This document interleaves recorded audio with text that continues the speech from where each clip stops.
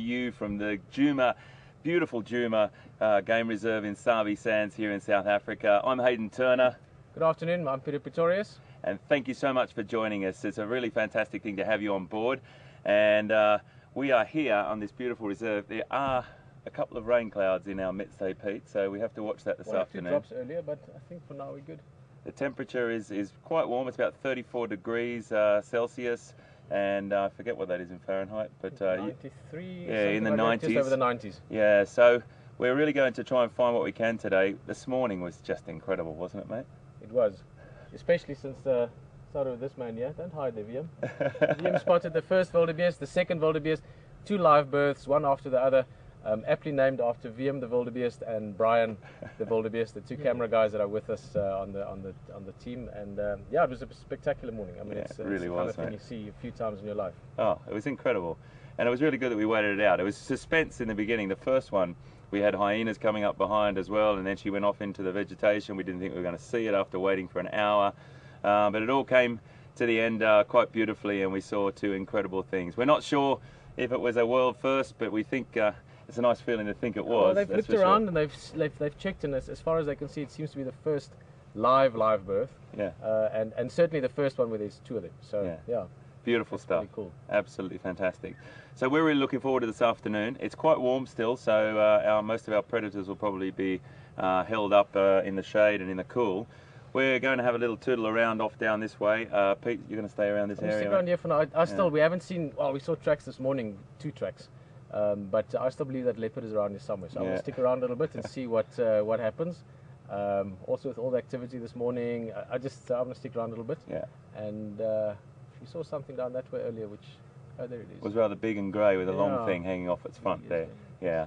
So we'll have a look at that for a bit. The other thing that we have to catch up on, which we've had so much going on that we need to follow up on a bit more, and I did last night but couldn't find him, was that hippo.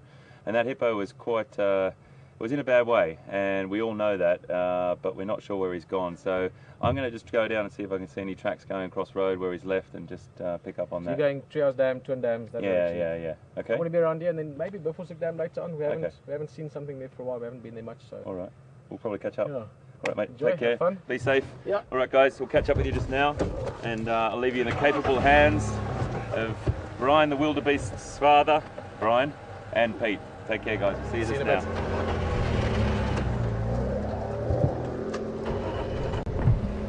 All right. Well, as we mentioned there, let me get my earpiece in. There's an elephant just down there. You could see him quite clearly earlier, but he's just got into the brush a bit, but I'm sure we'll find him. It is the largest land mammal after all. And then on a sort of a secondary line, I know from the beginning Brian's been very keen to see an impala birth, so who knows, maybe we can get that this afternoon. This herd of impala that live here on the quarantine area, which is this area we're in now, they have also started getting their lambs. There's about 3 or 4 in the herd. I'm not sure, there's probably about 60 or 70 females in the herd. So they also will be giving birth, sort of almost daily for the next few days. Impala a little bit more tricky. Blue wildebeest, of course, like this open environment, to the open terrain. Impala, they do like to, if the herd's in the open, the one having the baby will go off normally into a little bit of cover, just somewhere that is not so visible. So not as easy to find, but we'll keep an eye out. This is such a great time of the year, this sort of when summer becomes active. Nice and hot. Very hot weather predicted towards the weekend. I mean, seriously hot, over the 100 Fahrenheit, 36, 38. The one prediction which is scaring us at the moment is 48, but we're going to keep an eye on that one. Maybe it changes. In short, it's summer, and there's lots happening in the bush. Some impalas.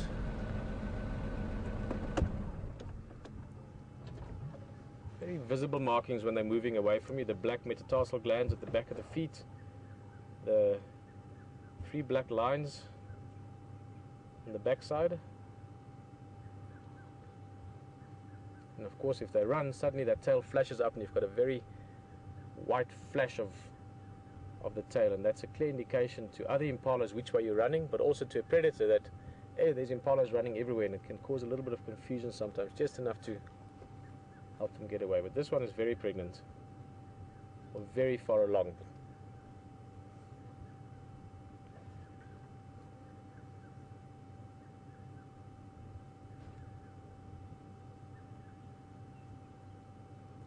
Actually, all of them are, all the females.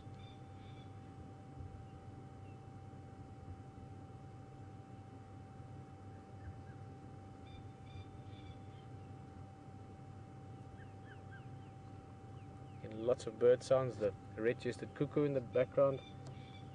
That sort of screeching sound you just heard, that's from a francolin, called a coqui francolin. They're all coming out here on the right hand side, Brian. They've been all in the bushes, so pretty much waiting the afternoon. It was quite hot, getting out of the sun a bit, and now they just all sort of came walking out here. There's a little footpath that they were following, so they sort of all came out in single file. Those are younger ones, the two smaller ones there. They would be almost exactly a year old, to the week or two from, you know, before or after today. They would have been born last year this time.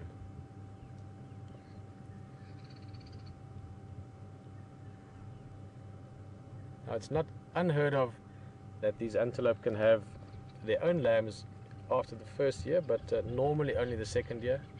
Springbuck, one of the antelopes that can sometimes have the young very, very soon, but normally in their second year they will have their own, or their first offspring themselves.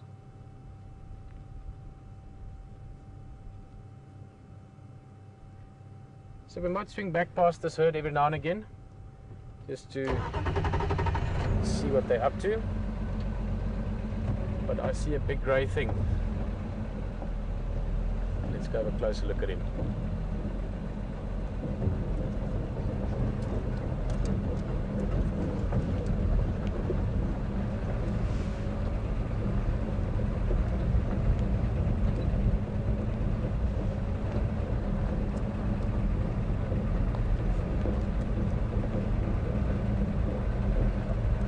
I recognize straight away. There you can see him coming up. Only got one tusk. He's got a nice big notch in his left bottom ear. We'll look at that just now.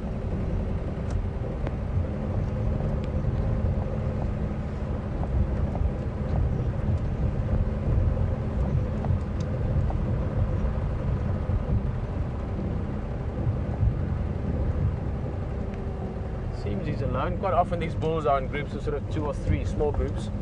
But quite often alone as well. I mean, they don't really need to concern themselves with predators and that kind of thing. So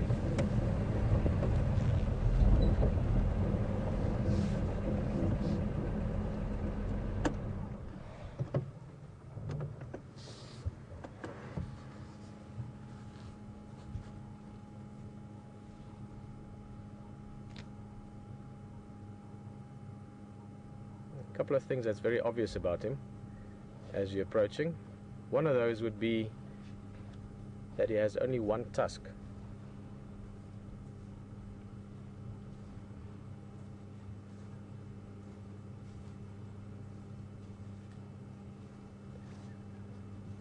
I think I mentioned he's a bull, and you know that from the fact that he's got a very large skull, being probably in his early 30s, mid 30s maybe. And then there might be 1 or 2 other obvious indications at the moment as well. He's in quite relaxed mood, not too bothered by us.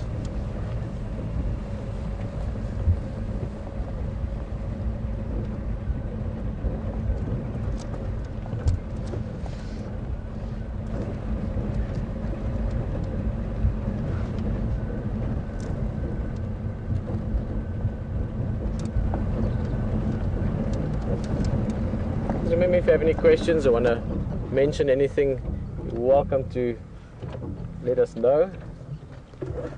Tweet us at #SafariLive, or you can email into questions@WildEarth.tv. You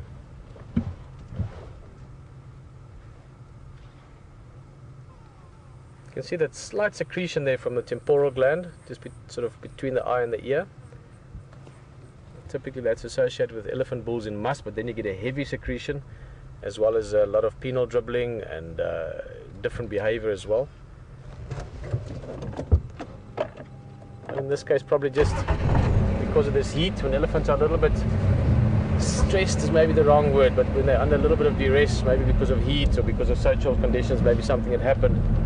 And you also get the secretions. Beautiful sky there as well. Sun rays coming through.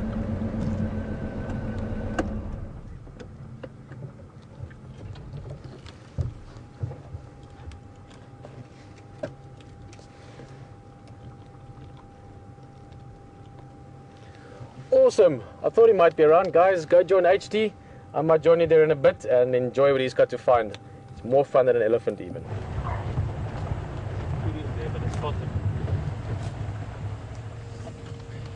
Okay folks, we've just come to this water point just here.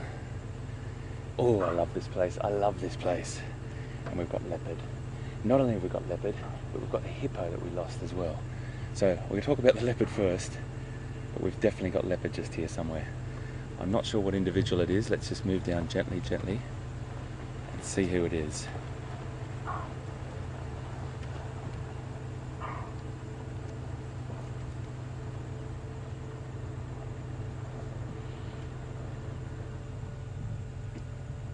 There he is, can you see him? Just there, walking through.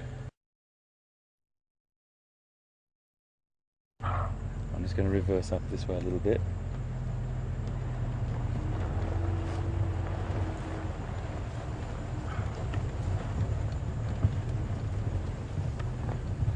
I'm just going to drive through this little gap here.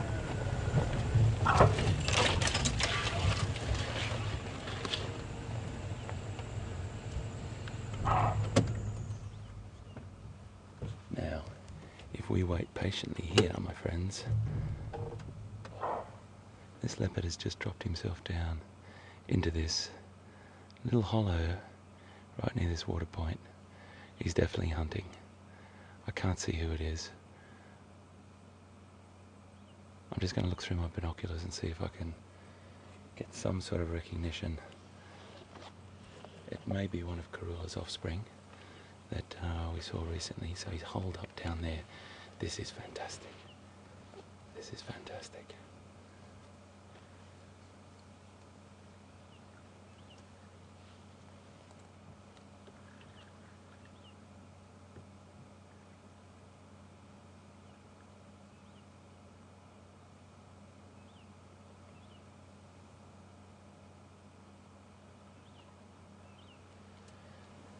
I just can't see his face at the moment, but the other day when we came down here and we came across an individual that we couldn't confirm who it was, he took off very, very quickly. So this particular leopard seems to be a bit more conditioned with us, so we are definitely going to sit here. He is waiting for something to come down to this water point. Look at that. It's a male. Roll down a little bit, folks, so we can get a bit better picture for you.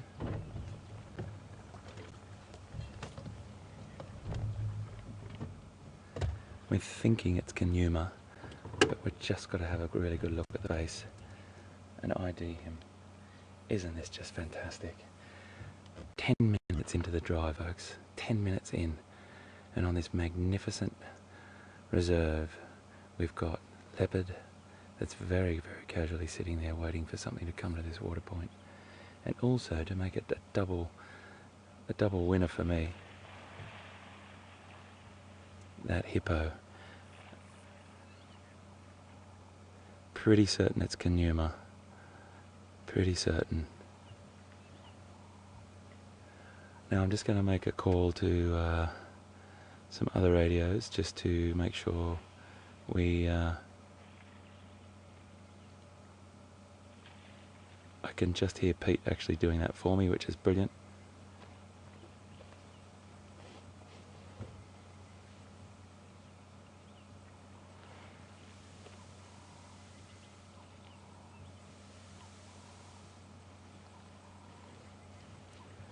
Let's just watch.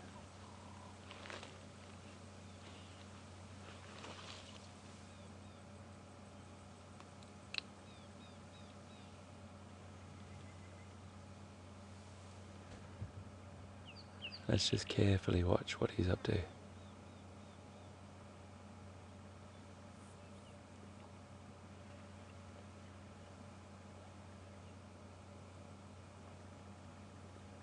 This is beautiful.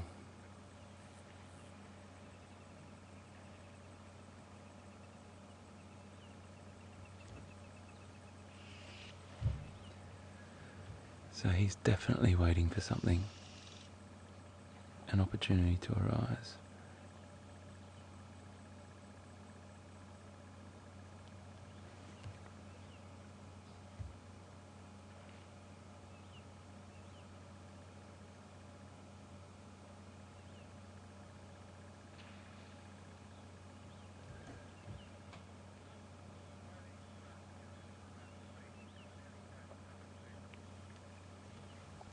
Okay folks, we're just going to cross back to Peter and we're going to check out, I think he's got an elephant really close to him back there.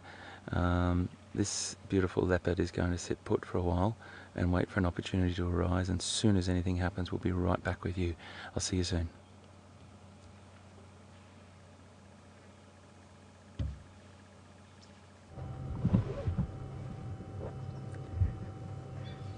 As welcome back to the Djuma this side.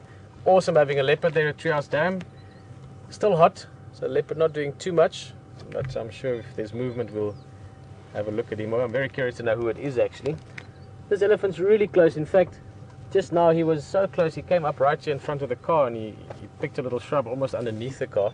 More to have a look, he was having a close look inside. A really nice elephant. We like his feel. It's nice and relaxed and a little bit curious and very gently just doing his thing.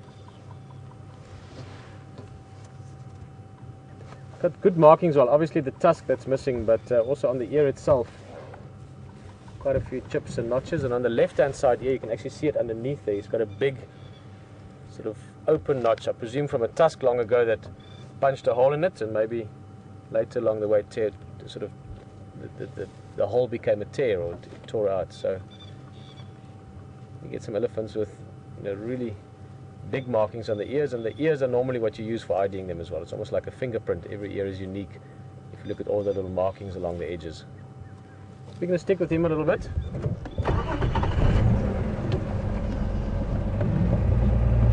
Reach it.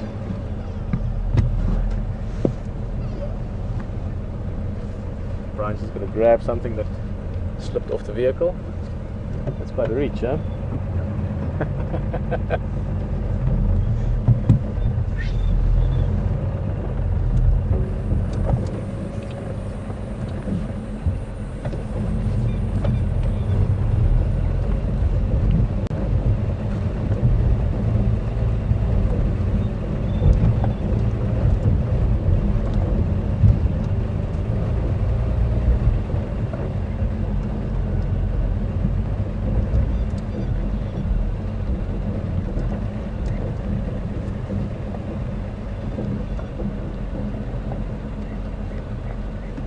Not sure what this elephant's plan is. He's just sort of feeding around, no specific direction. I would guess maybe making his way down towards the water later on. It has been very hot. Elephants need to drink ideally once a day at least. They can go 2-3 days without water if need be, but it's not ideal. And if water's around, they'll drink often twice a day or 3 times a day. I can see this guy had a mud bath already earlier. He's not wet anymore, but on his back there's still 1 or 2 patches of mud. But again, when it's hot like this, a mud bath, a swim, it goes a long way towards cooling down a big animal like this.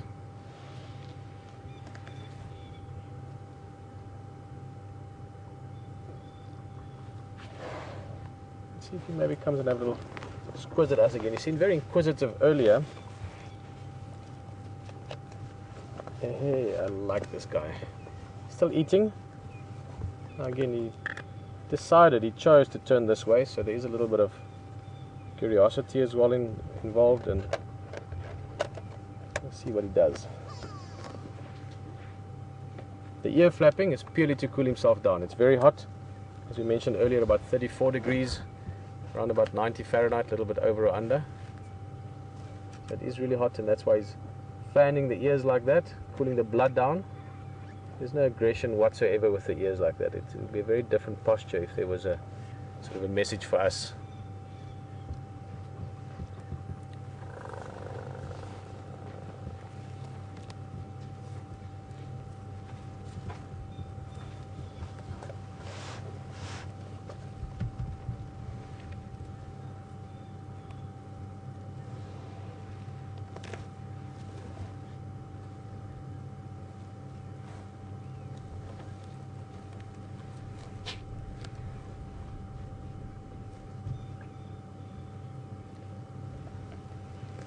Well, it's always nice when the afternoon starts off with a sort of a bang, if you know what I mean. There's lots of things happening. Elephant, let's see if he gives us a quick last head shake. But keep in mind, we're looking for that injured hippo, and he's there as well as the leopard. So lots going on with Hayden as well. Let's just quickly see what this guy's doing. He's just having a look. Okay. So yeah, enjoy the leopard, and we'll see you back here again just now.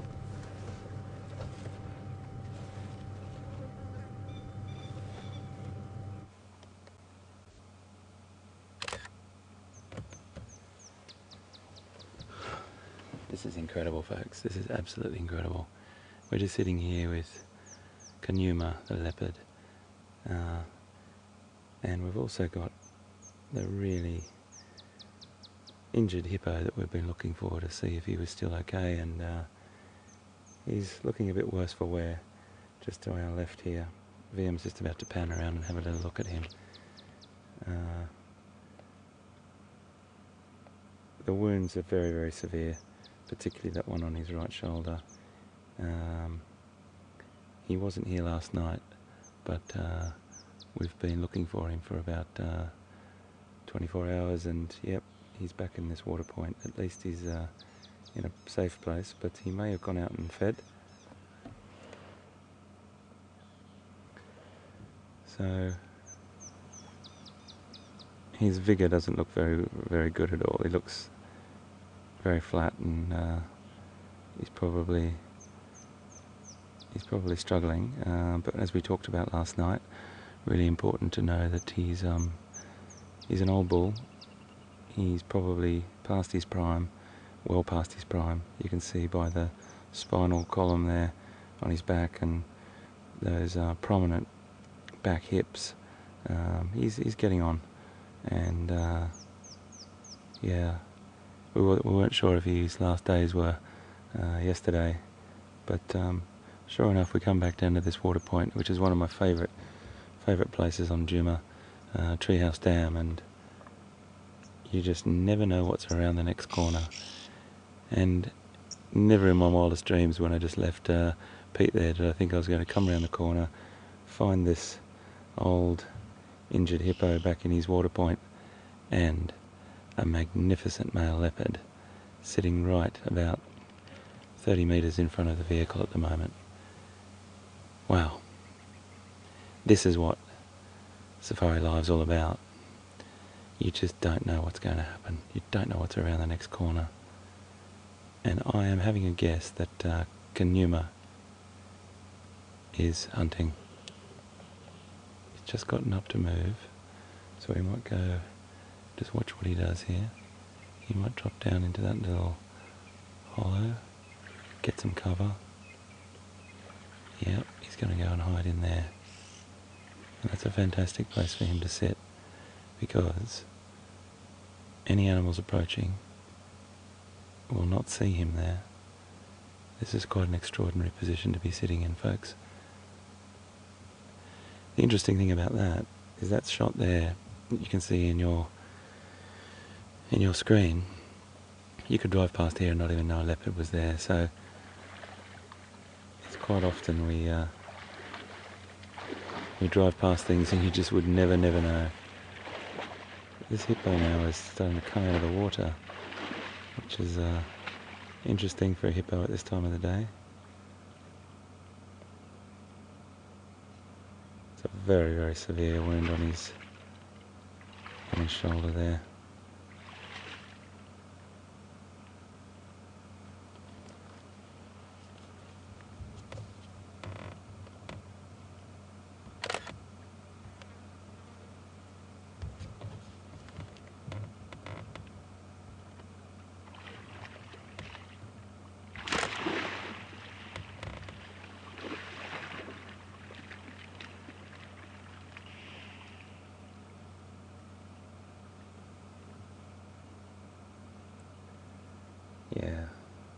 He is just trying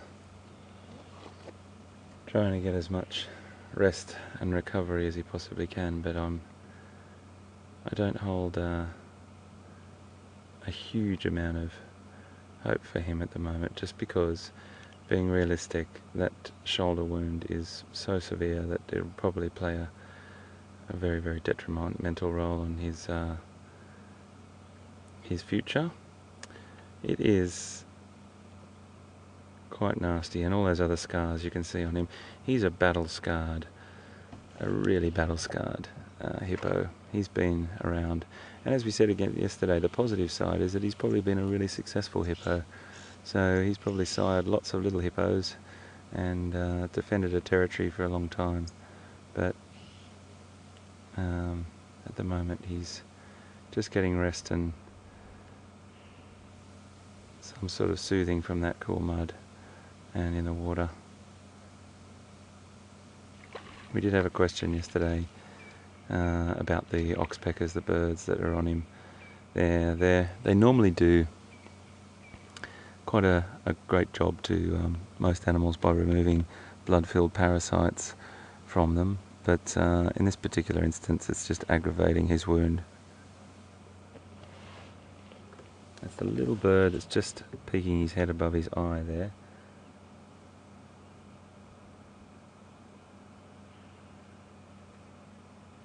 It's a red-billed oxpecker, and we see them on a lot of the hoofed animals, and they will be removing parasites, and sometimes, not always, only when the animal's got a wound will they be aggravating it. So it does give him a little bit of discomfort there, and he flicks his tail up and splashes water over them when they get there and they move off. This is quite an extraordinary position to be in, folks. We've got a story that's unfolded over the last few days. Pete picked up this hippo down at one of the other dams, Vitella Dam, when he was trying to get into the water there, but then came across the dominant bull down there, which pushed him off. I'm pretty sure, as far as the story we can gather, he didn't succumb to those wounds from that bull. He must have had another confrontation on another dam, and he was trying to seek some form of protection on the dam Vitella, and then he came across that bull. That bull pushed him out of that one, and then now we found him on quarantine, standing there with quite severe wounds. It was really, really hard to look at. He was in a bad way, but now he's gotten into the water. Most of the hippo injuries that occur, they can heal in the water. They've got quite an incredible healing ability. It's quite a severe one. And he ended up in this dam, and we came across him, not yesterday, but the day before, I think, in the evening. And then yesterday we came back, we couldn't find him, and this morning we couldn't find him.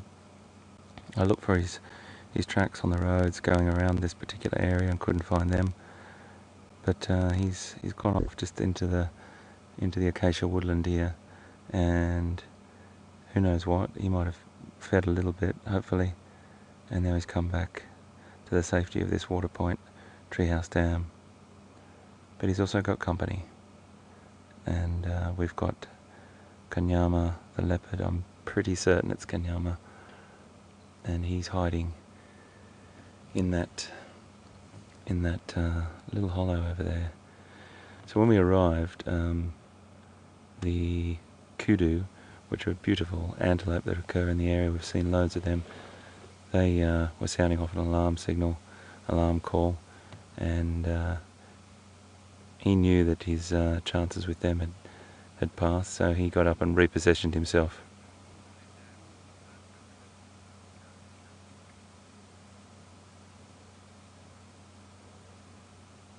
So we might just sit patiently in here and wait, folks. I don't really want to put my vehicle too much closer because it's going to stop any animals coming down to drink, and we'd like to just wait this out for a little bit, if that's all right. If you can tweet us email us and just give me a bit of feedback on what you'd like to do.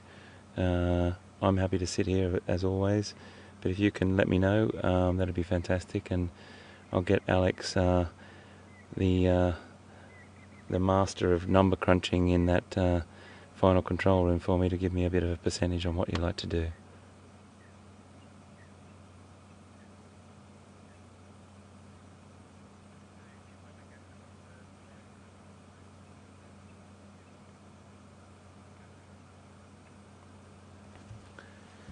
So I might just stay here for the moment and just see what happens, folks.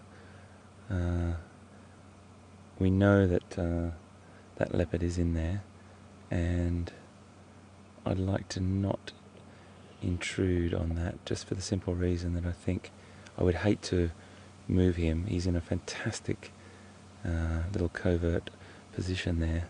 I don't think any animals are going to see him coming down, and he'll have all his senses on high alert right now for anything that gives him an opportunity.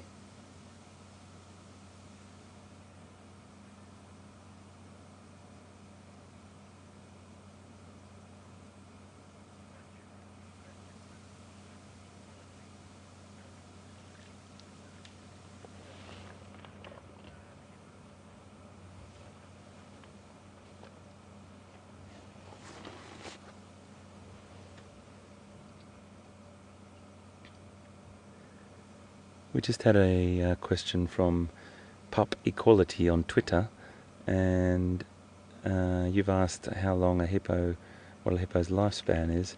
There's a lot of contributing factors to that. I've been in some parts of Africa where the competition is quite high, the battles are much more frequent, the concentration of hippos on the river have been extraordinarily high. So there was a lot shorter lifespan there, because they would come into either conflict with another bull or potentially other predators, but predators really don't take hippos of this size, that's for sure. They'd be only probably attempting to do that if an animal was in this condition. So if it was an adult male or female hippo, they'd be very, very unlikely to attack, but youngsters do get taken occasionally ferociously. Attempting to do that if an animal was in this condition. So if it was an adult male or female hippo, they'd be very, very unlikely to attack, but youngsters do get taken occasionally ferociously. But and this one I would be guesstimating sort of in the 30s,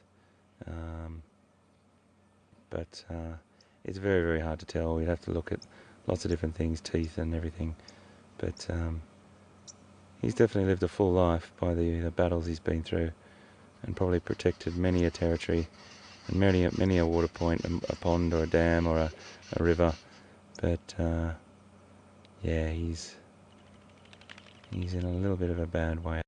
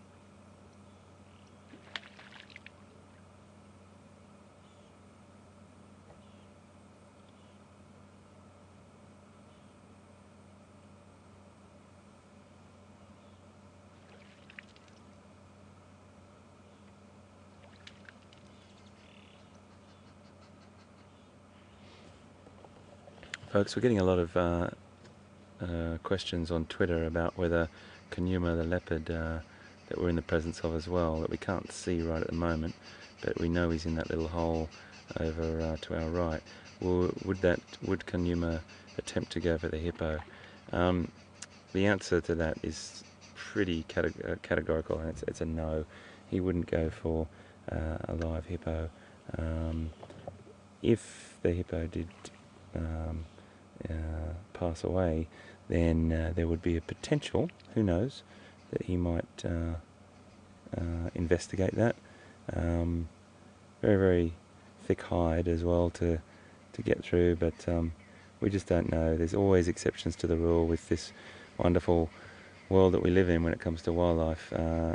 There's always extraordinary instances where we see things that we'd never expect or we've never really seen before or never been documented. But to answer your questions, whilst that animal's alive, he's still got a lot of fight in him, in the sense that he'd be a very, very serious opponent for a leopard, and a leopard would never go for a hippo.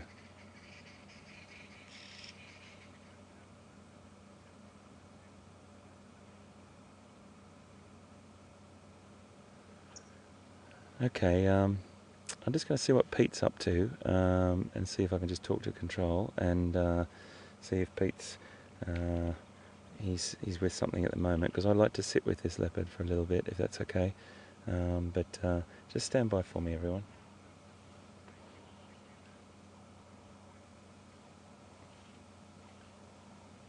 Okay, I've just had a message back from Will in control, and Will's just going to have a chat with Pete, see where he is, and we might cross over to Pete, because I'm really keen to see what happens on this location.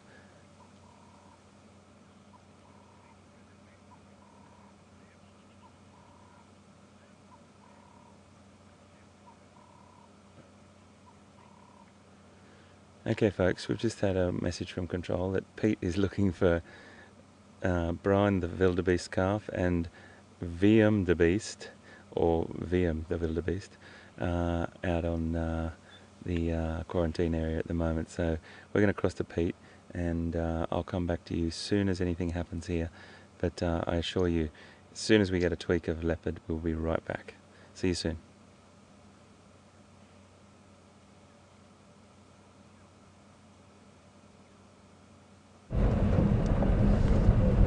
Well, we're still looking around. We're still in the general proximity of Wojtyla Lodge, slightly to the sort of northeast at the moment. We're just doing a circuit around it, and it's partly a hunch combined with I always used to say it's an educated guess. You know, it's like there's no definite specific reasons why I think this leopard is around here, other than we had a track this morning, 2 specific tracks. And then there was a little bit of monkey alarm calling earlier today down here towards the lodge. Now there might be other things causing it, but normally when they call, 8 out of 10 times it's because of leopard. But as I was just chatting with Brian as well, it is very thick here. This is the drainage line system. There's a whole network of little riverbeds and things. So even if he is here,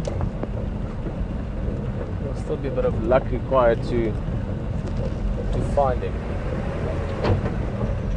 And I think it's Djuma. I mean, it's Djuma has been around for the last couple of days. The track this morning was him. Maybe Karula. It's tricky at this age. The males, their tracks are not that much bigger than the female, and maybe at the end of our time here, then you can tell the individual's tracks very easily. But at the moment, I've got to gauge it by size, and obviously by knowing who is around. Very curious to know which leopard HT has got there. My guess earlier was maybe quarantine, but I don't know if it's male or female. See maybe he moves later on. We are going to go look for those wildebeest again. I know a couple of you are wondering what's happened to them. We didn't see them on quarantine. I'll see if I can pick up their tracks.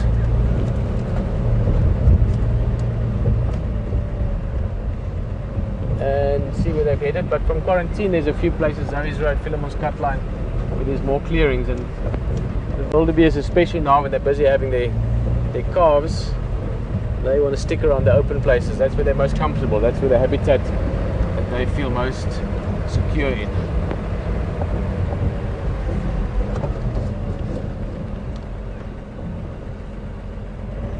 I'd love to get just even one more footprint.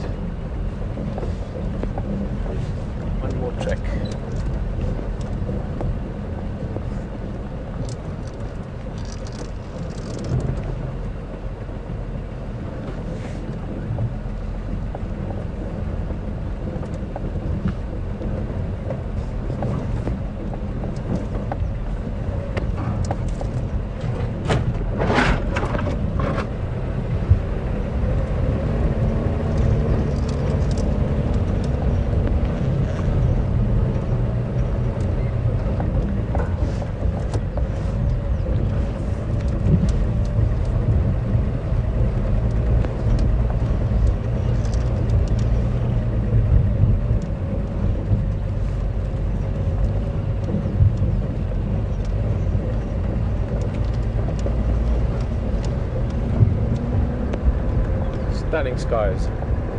Little bits of all kinds of clouds almost. We had heavy sort of rain promising cumulonimbus clouds earlier. That broke up, had a bit of sunshine, sunrise coming through, or sun rays coming through, shall I say.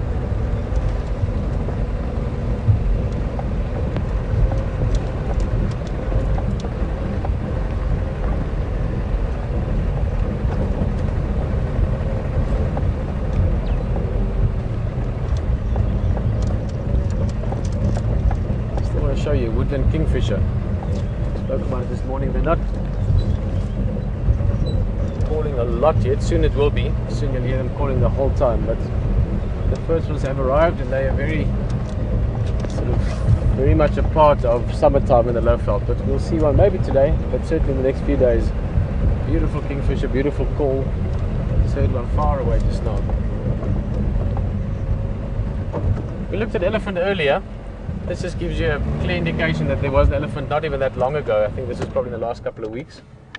This is a red bush willow, and quite often they push trees over, sometimes to get to the twigs at the top, but in this case you can see all these roots that came out. They were eating that.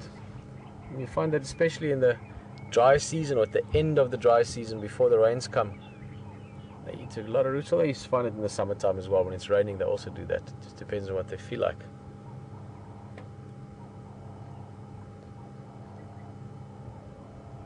This tree will actually keep on growing. Enough roots left in the ground that it'll keep on growing, make some new shoots maybe, sort of change the profile of the tree a little bit relative to the sunlight available. The tree won't die. In fact, by the look of it, it happened maybe a few years ago. I'm looking at those, at that sort of main branch. That's probably, I don't know, 4 or 5 years, something like that. This branch in the front was a tree before, got pushed over, then you had those new shoots growing out, they got pushed over, so now you'll have something else growing out again that way. So it's like a changing, ever-changing work of art.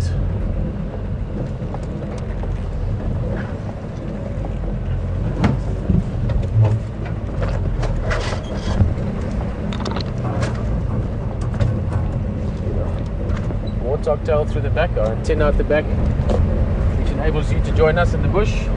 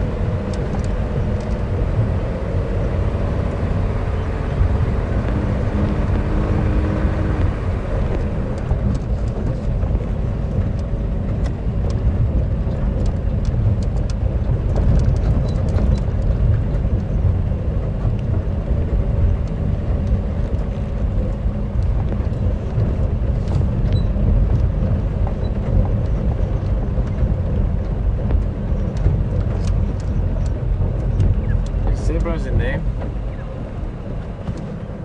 not the sort of typical zebra habitat you'd expect to find them in. They do like the open areas, but we are very close to quarantine, so they probably just came up here getting some fresh grass.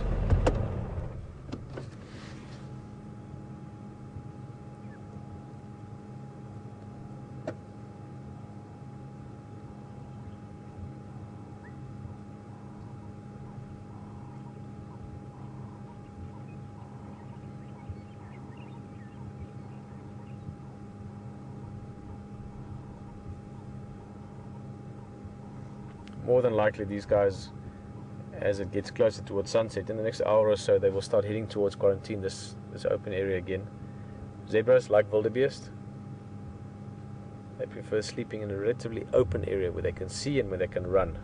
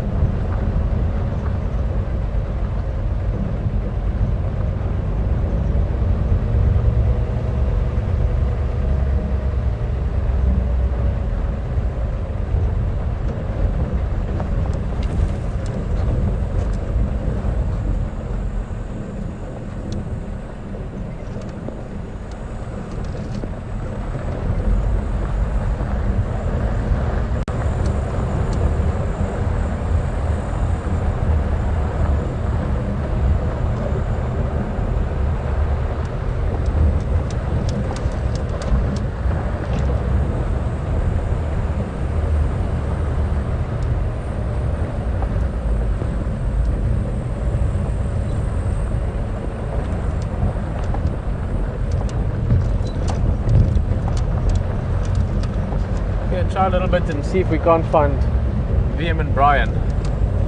Those are the names we gave the two wildebeest that we saw this morning, or that we saw being born this morning, should I say. And like the zebra, maybe they are just a little bit in the thick stuff here somewhere, do some grazing, get out the sun, and I would expect them to make their way back onto this area again, anywhere in the next sort of hour or so towards sunset.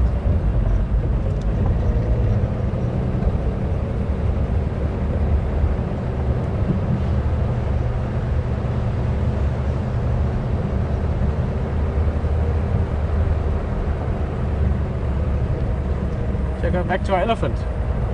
What do you think, Brian? Hey? Is it still here? Yeah. I spy something with my little eye. It starts with an E. Or an L. If I was to say an L and refer to the elephant, what would that be? Who knows what the scientific name is for an elephant? That's actually quite a nice view. Yeah. Or the Winnie the Pooh name. It's like a nice little picture frame there. We'll go closer to him just now. Let's just have a look at him from here.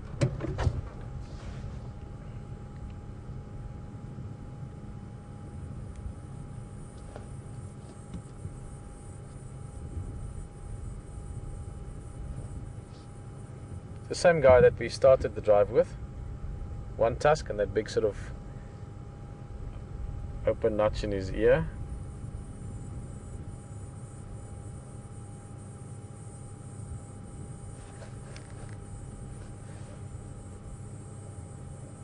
He looks a little bit different from the way we saw him at first this afternoon. I think maybe the light has changed or something like that. I'm loving this view, that's beautiful.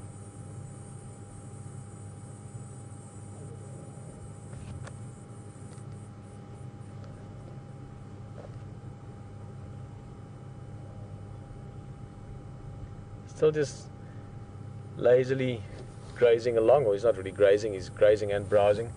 He was eating a lot of these tiny young acacias that shoot out now when the rain starts, or with a bit of rain, also with the season starting. He was eating that earlier. I think it's still what he's eating. So he's actually eating leaves and twigs, but just plucking it right off the ground.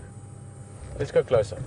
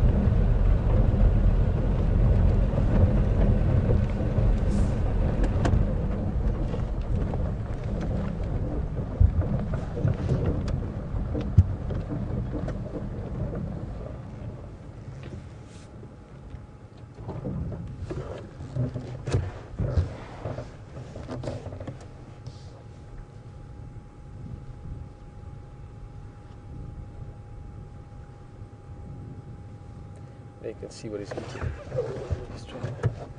So, let's go this way. Keeping with his foot, just going to sit on the other side. It's just these tiny little acacias that sort of are on ground level.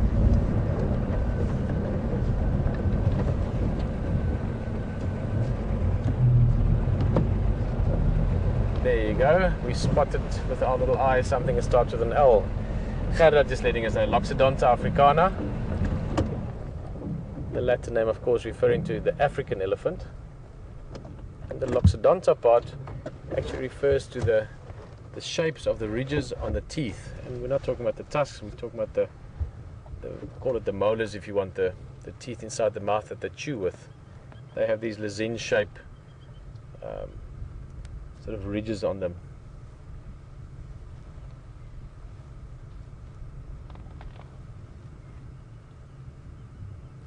Look at how gently he was using his foot. So he gathers the twigs together, even with those thorns on it, rolls a trunk around it, and then as he wraps the trunk around it, he gets the thorns flattened a bit, and then clunk with the foot.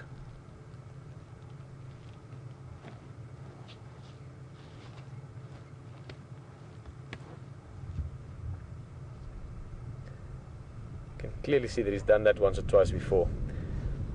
Baby elephant, you often see them learning techniques even when they're older. I mean, the first months, obviously a lot of new things for them to learn, but even when they're 3, 4, 5, 6 years old, they're still learning certain techniques of how to break off certain foods or how to dig things out. I've seen elephants go right down on their front legs and then put the tusk into the ground and dig out little plants and things that they like to eat, or roots that they like. So they can be very specific as to what they eat. And some plants or some of the foods, you have to have a particular way of getting it. You know, breaking a branch in such a way that you can strip the bark off, or that kind of thing. It's amazing how dexterous and how coordinated they are, actually, if you look at the things they can do with that trunk or the tusks.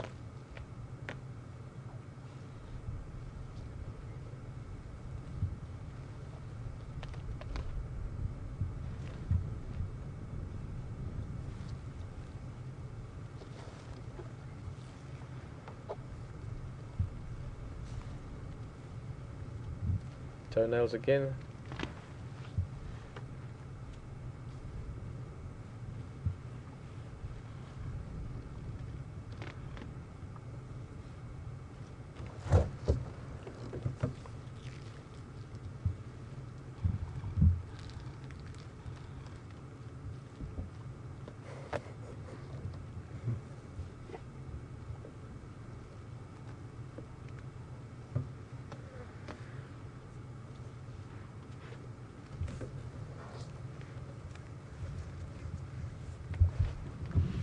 Such a great view of this elephant.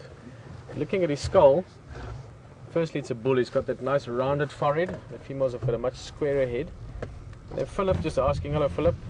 Philip Matlock asking, how old is this bull? It's always difficult to say exactly, because you have to actually look inside the mouth at those teeth we were just talking about to get exact ages. But you look at the body size of the animal, the skull, the head size, the tusks, and sort of build a combined picture out of that. I would say this guy is probably in his maybe early 30s at the most, late 20s at the least. So I would put him somewhere between 29 and 32 if I had to put an age to him. So let's say 31. Could be out by a year or two. It does vary a little bit. Some elephants are taller than other ones. The tusks grow a bit faster. There's genetic things that play a role, condition of the animal. But this guy he's getting to that stage where he's going to start bulking up. He's not massively bulky yet, but that's coming normally in your mid-30s. Oh, love it when they do that.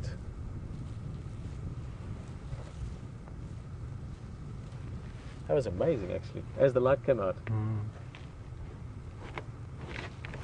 Beautiful light in his face as well, all that texture around the eye. He might come over to us actually and have a look. They sometimes come right up and they'll open the eye and sort of look into the vehicle. This is a slightly different vehicle for him than what he's used to, just with the camera and things on it. So he might be a bit curious. We did a little bit of this earlier as well when we started with him, just feeding over in our direction, have a little look, and then move on again.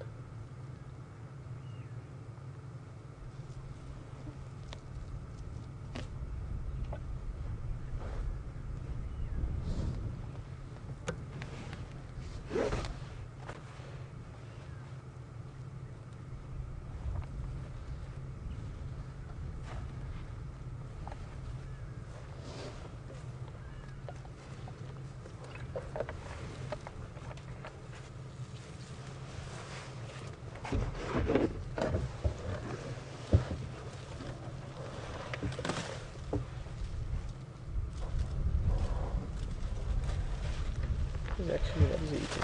That's not very usual what he's eating. This tree is a jackalberry.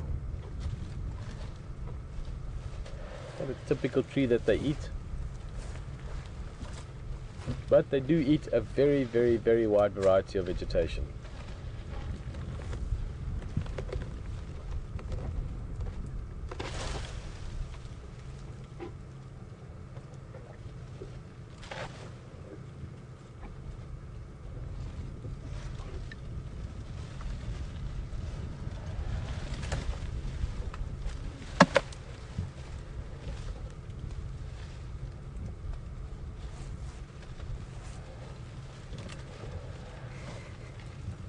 He's enjoying this one.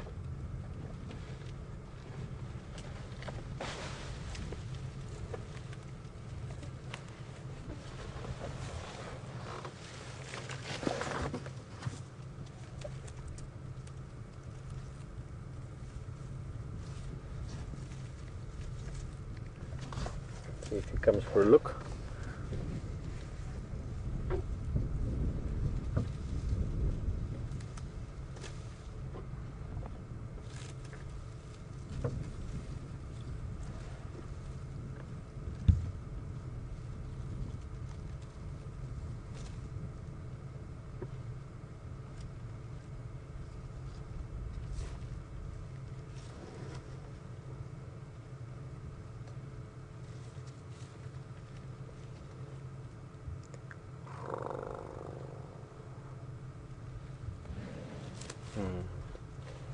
That's great. Really looked at us there.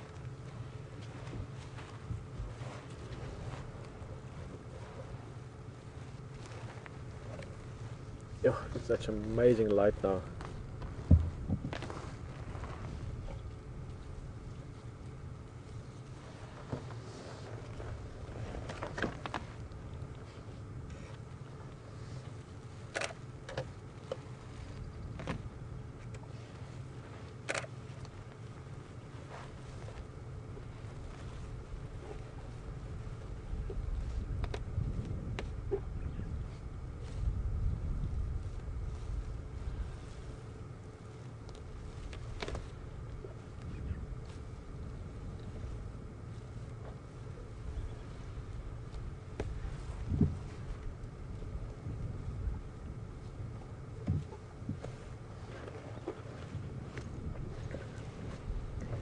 Just to keep you updated on the other vehicle there with HT. He's still with the leopard, it is still fast asleep. It's nice and warm. I don't think the leopard's in too much of a hurry. It's next to a waterhole.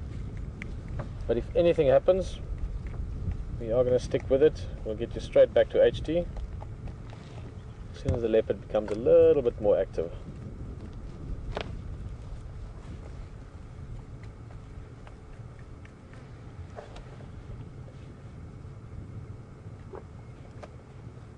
I think I know what Brian is. Oh no, he's thinking of the foot. I thought you were looking at the tail. Because it was a Jason the other day. Jason was on camera the other day, and we had an elephant that we called Rafi on Rafi's birthday. Beautiful elephant, really nice interaction as well. And one of the things Jason mentioned was that elephant had very little hair in his tail. This elephant has got a rather hairy tail, slightly more hairy than average.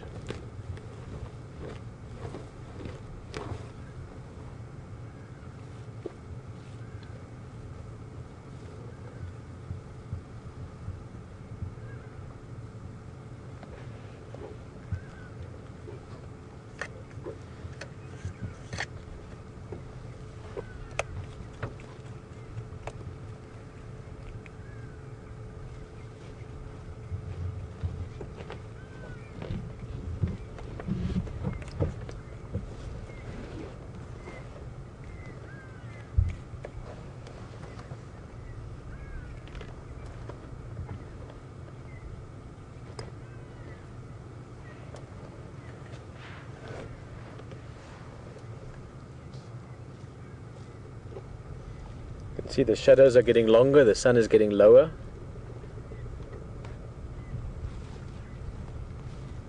It's always a good part of the day in the bush, that sort of the last hour going down towards sunset. And we have a particularly stunning afternoon. That sky in the background, beautiful golden lights from this side. And I think let me just try and see, we've parked behind a bush here, but the western horizon for the moment is not too heavily overcast, so I think we might have a bit of a proper sort of golden hour this afternoon.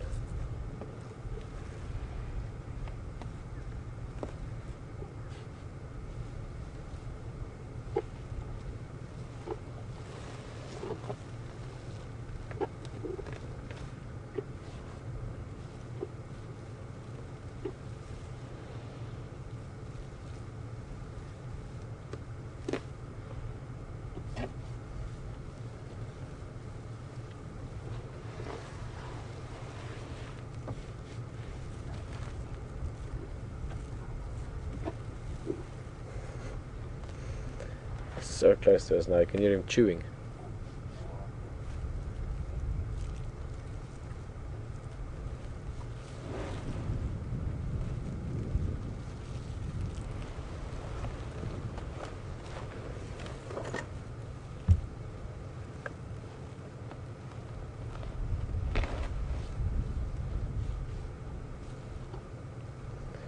Well, I think we're gonna just wait for this Ellie just to move on a little bit and move around. I want to go look around again. I'm going to keep doing a few circuits of this area. I do have a feeling there's another leopard around. And while we're speaking of leopard, a bit of an update from HT. Have a look at what's going on that side, and we'll see you back here again in a little bit.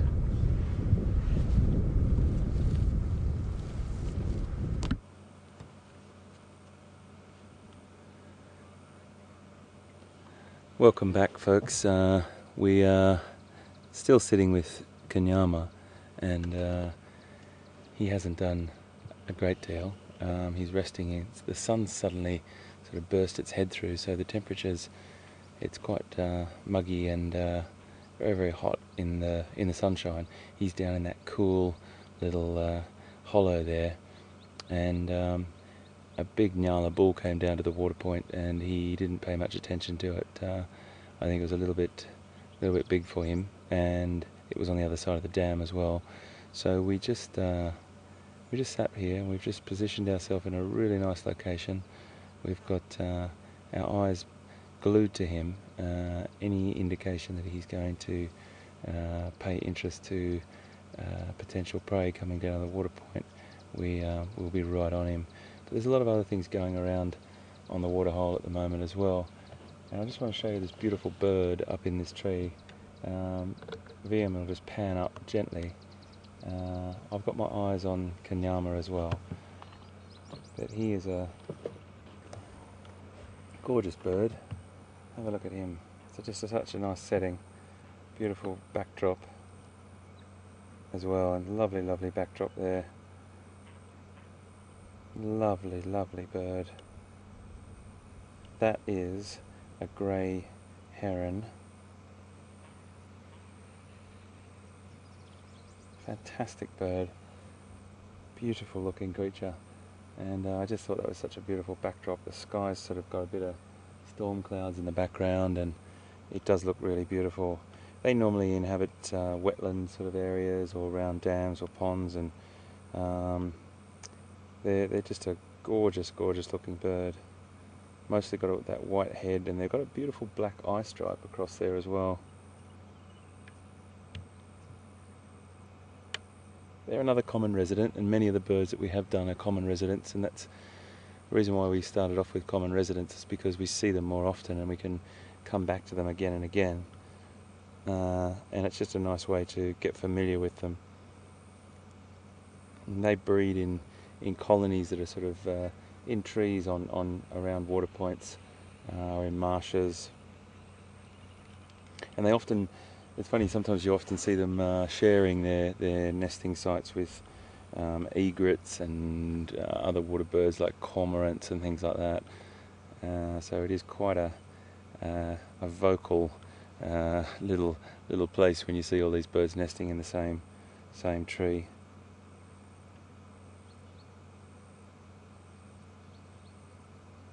They're a beautiful bird. But with our friend here, our leopard friend, Kanyama, he's definitely got himself in a position there where he's on a win-win. He's getting a little bit of rest in the cool there, but I think at any opportunity he would strike. So this is why I just want to stick with him. I want to stay put. Just a little head shake there. He's having a bit of a scratch now. Bit of a stretch. But there he is, hiding and resting. Look at that beautiful yawn. Oh yeah, that was beautiful. He's keeping his eyes open now.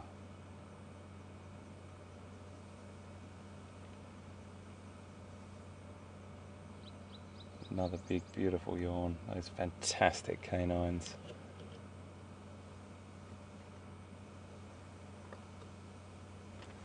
So I'm sure many people know, but for those who are a little bit unfamiliar with leopard, his most powerful attribute is his not only his strength and power to weight ratio. He's probably the strongest of all cats if it's power to weight ratio, but it's definitely his ability to stalk. He is the king or the prince of stealth, and that's what their strongest and the key element to their hunts are. Grooming himself beautifully. Those of you who've got domestic cats have probably seen this many a time. That beautiful grooming, preening behaviour.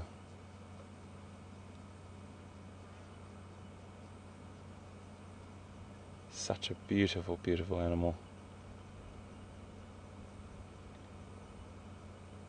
And I haven't really had a chance to welcome any new Safari Live people to join us on the vehicle, and welcome to you. It's fantastic to have you on board, and for all our regular Safari participants, welcome back as always. We love having your support and your tweets and your emails, and it's really, really important to us because that's what it's all about. It's really about this incredible opportunity to share the African bush with you live. There's nothing quite like it, nothing quite like I've ever done before, and something, the adrenaline just starts to, as soon as those cameras go live and Pete and I are off in the vehicles, your adrenaline's pumping just because you don't know what's around that next corner. And sure enough, we came down to this water point, which we regularly come to, folks. We come down here often and there's nothing here. There might be a few beautiful birds. We don't see any mammals. And then another time you can come down and come across one of Mother Nature's finest examples of an apex predator.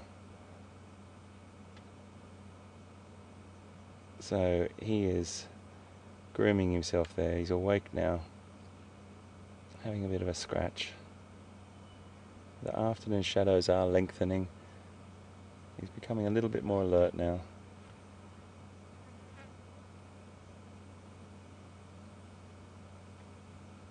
He's just keeping his eyes on this water hole.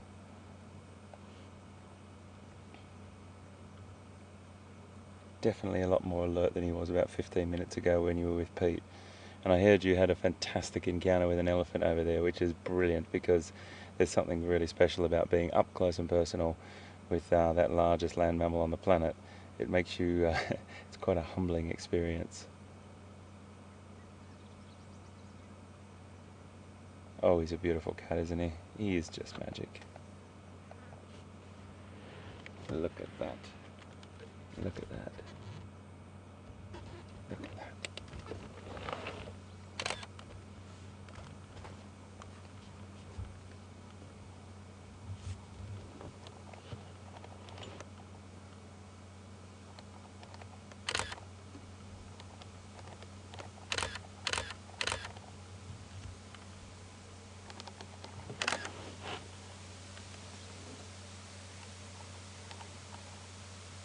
Keep jumping it, please.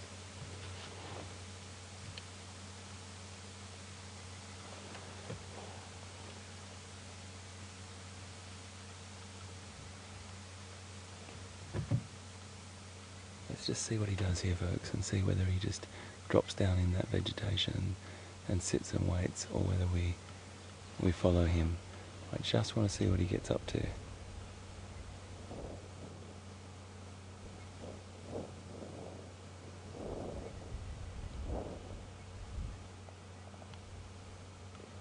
Isn't he magnificent? Okay. I think we need to just make a reposition here. Just see what he does. I want to see if he walks along the road and positions himself, by this water point if he's going off a little bit further. Can't quite see him now, so let's follow on.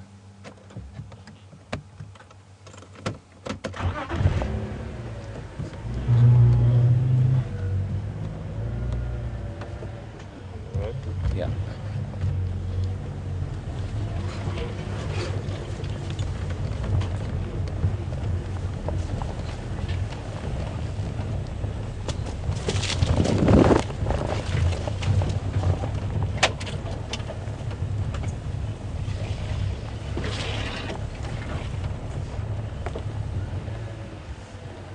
Just watch him, see what he gets up to.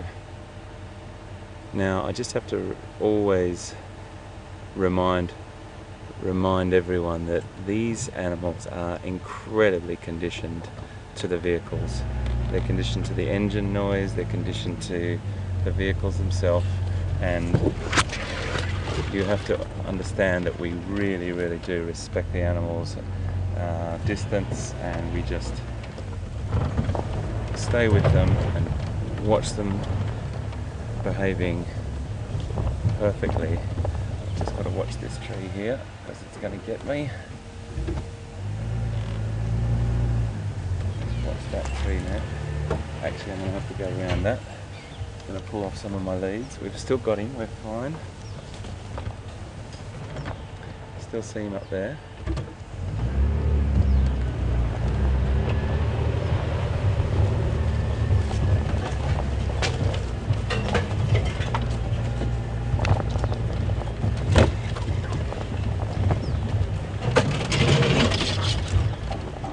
Still got him now. Well in our sights, there's no problems there.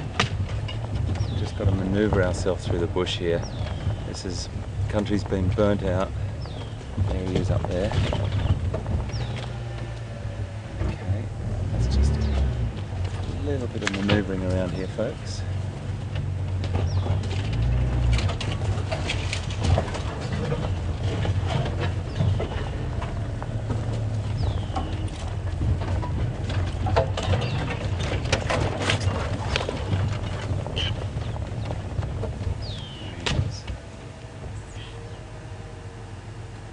Just through there, can you see him? You can see him, I can see him. We're really lucky the country's a little bit open for us here. Wasn't that beautiful light on him there? Oh, beautiful light. Just move up a little bit closer.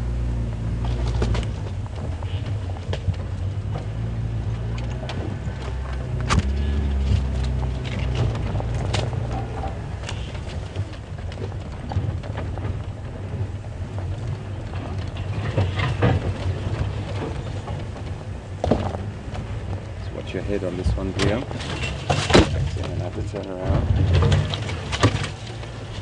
It's too tricky to get through there.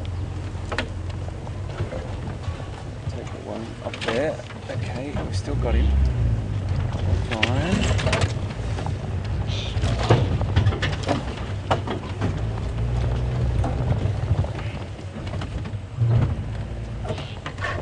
A little bit tricky through here, folks.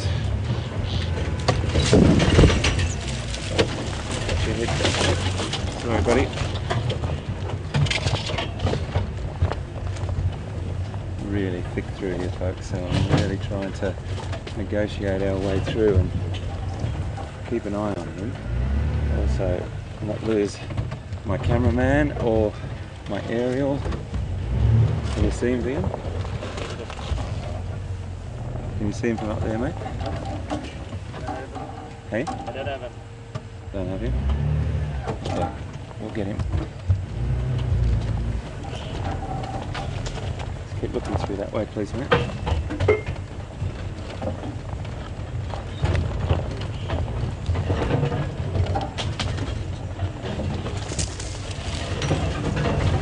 Really tricky to get through this country folks without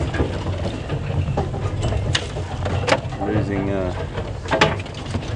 part of our equipment, so we've just got to be careful here, but at the same time, these are what these vehicles are built for. There he is. We've got him back. Got him back. There he is. There he is. Just walking through there to the left. That's what these vehicles are built for. He's making his way. He might sit up on top of that termite mound if we're lucky. Get a little bit of a vantage point.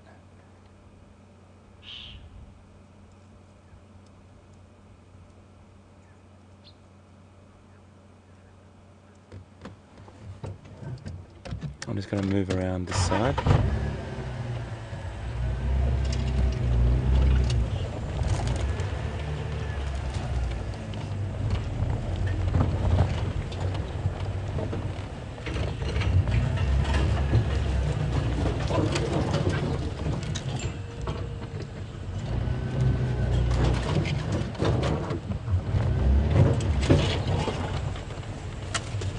tell you, when you're driving through this and you've got a leopard, it is just focus, focus, focus.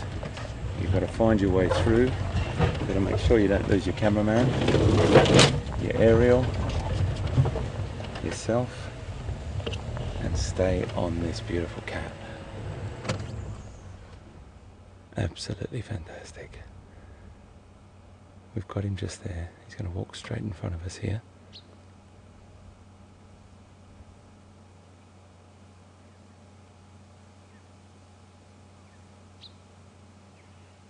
Definitely looks like he's looking for something.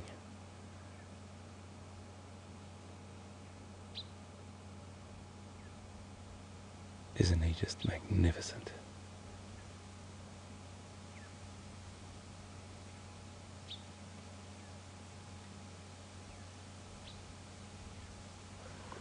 Okay, I'm just going to move up around this couple of trees for us.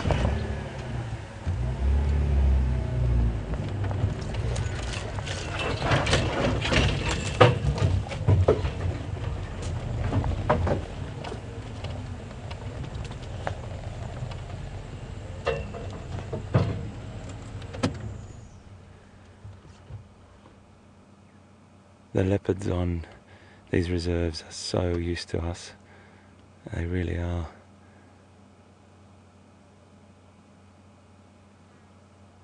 There's a couple that are a little bit less, but this boy here is definitely very used to us. He gives us a little bit of a, when he looks into the camera lens sometimes, he gives us a little bit of a look that says, what is that big eye? And makes a little sort of a snarl face at us. Move down here.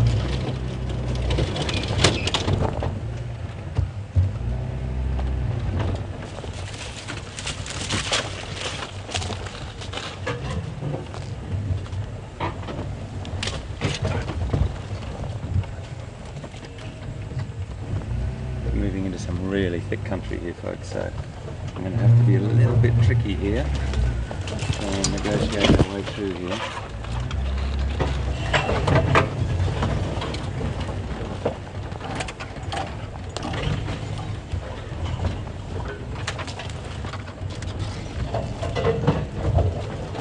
We got him?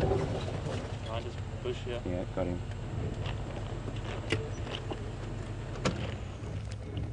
Very difficult thing to see, but I think VM can just get him in shot just there, right through that vegetation.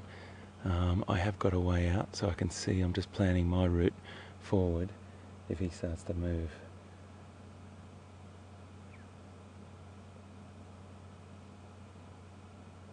You know, he stopped in his tracks here. I can't see through the vegetation ahead of us. He's turned around.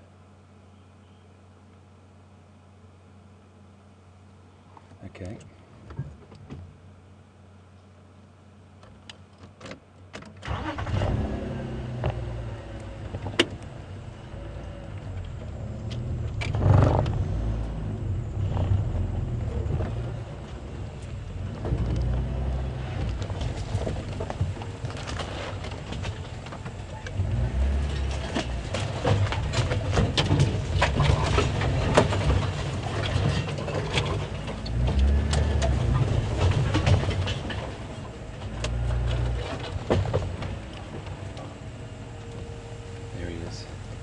Got him, VM.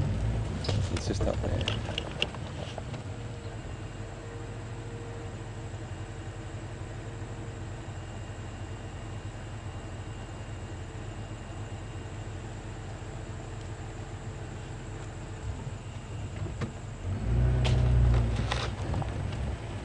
Just bear with us, folks. He's moving onto a road now, so I've got a bit of access down the road here, which will make life a little bit easier for us.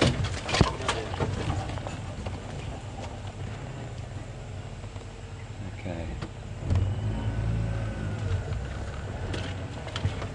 Can you see him, Ben? No. I can see him. I can see him.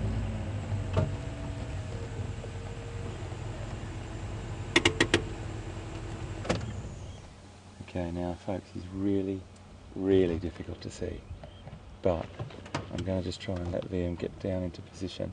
See through, straight through there, mate. He's just walking now. See him? Okay, Liam's got him, and I can see what he's looking at. He's looking at some zebras. Now, I'm not sure what he's going to do here, or whether he's chosen to ignore them. But we're just going to roll down here a little bit further.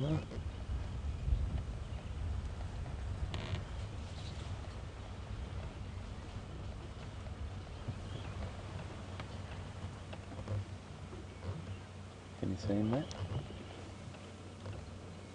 No. I've lost him there.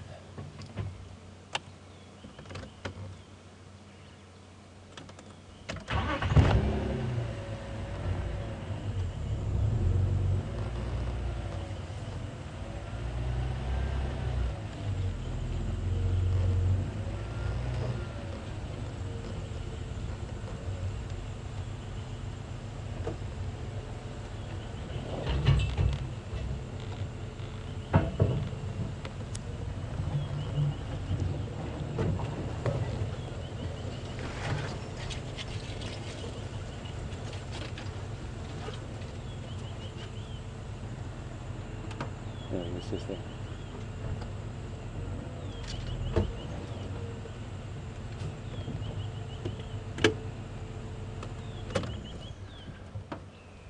Virginia on Twitter is saying that Kanyama is playing Follow Me. Well, that's what I'm doing, and he's definitely relaxed about that.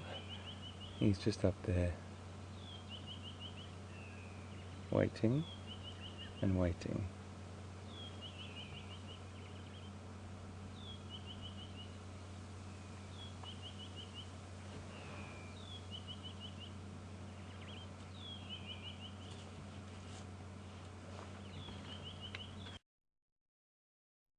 You copy?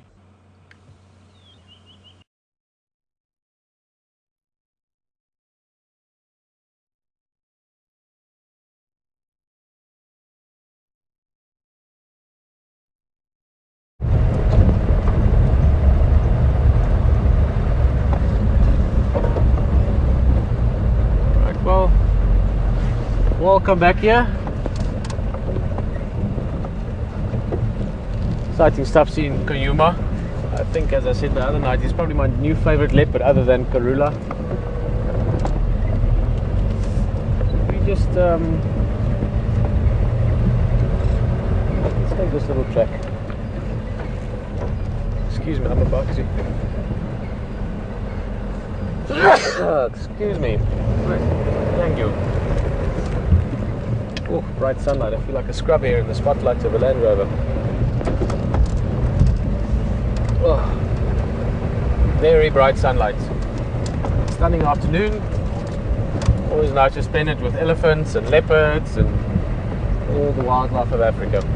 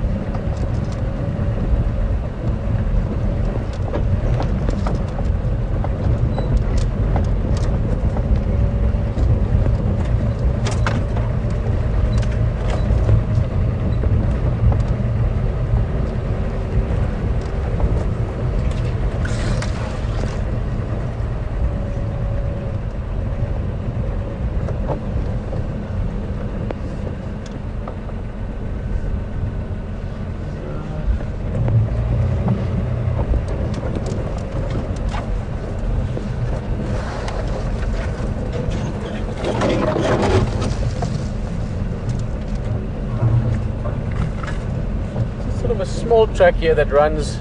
Let's look at this bird. We hear them so often, we don't see them so often. Right in front of us there, the Natal Franklin. They're one of the sort of bush alarms. Start calling in the mornings early around sunrise. You hear them sometimes during the day a little bit. especially now, sort of this last little bit of daylight going into evening, you hear them calling a lot.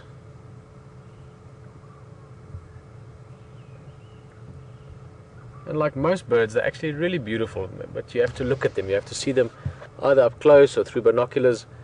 You get so many little birds out here in the bush that once you look at them up close, only then do you realize how amazingly beautiful they are, the intricate patterns and the markings. One of the things about birds I've always enjoyed is the sounds, the different calls they make. They really do add the sort of life to the bush in terms of the, if you want to call it the soundtrack. Always you can hear different birds calling, different sounds. I could hear a puffback shrike just now, I can hear a grey lory, turtle doves, Burchell starling, arrow-marked babblers.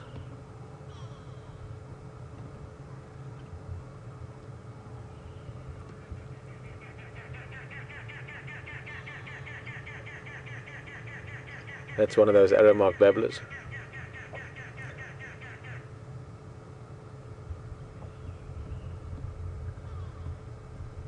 You can hear a woodpecker somewhere far in the distance.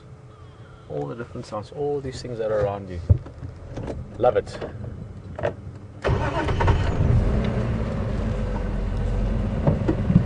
Sorry.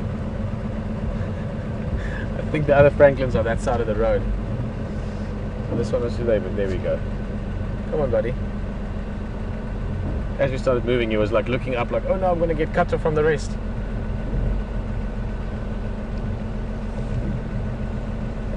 Or maybe just likes the attention. He's like, spend some more time with me.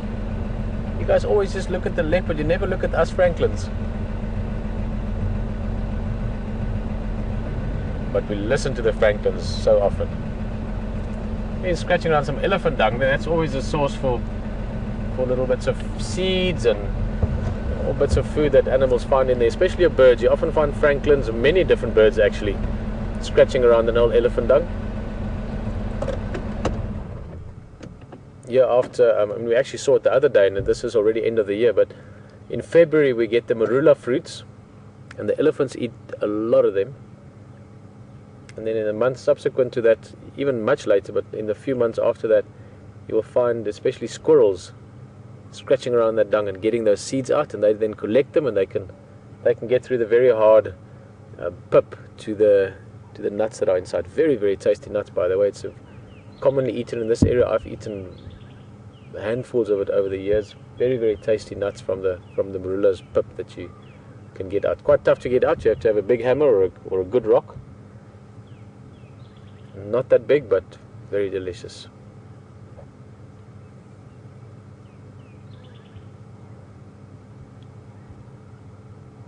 It's beautiful how the light is just catching the Franklin. You can see it's surrounded by shadow. Somewhere the sun is just finding a little hole through the brush.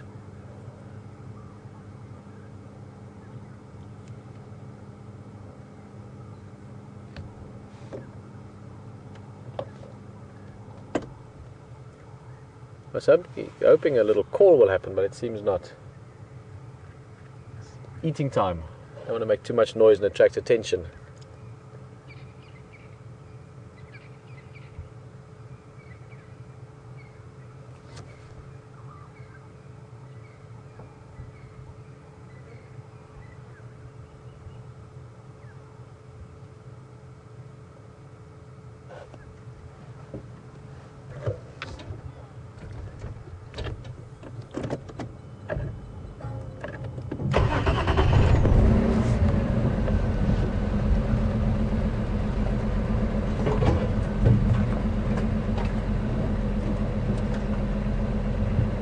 Excuse me.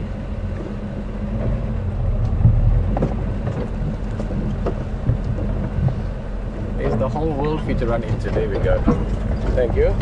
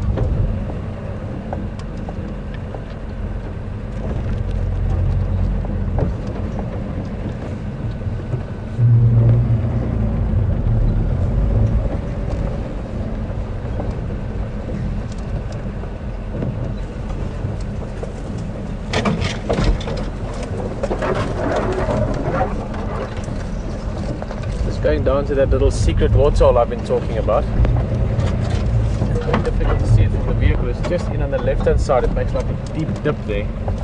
There's this lovely clean water that filters through the sand.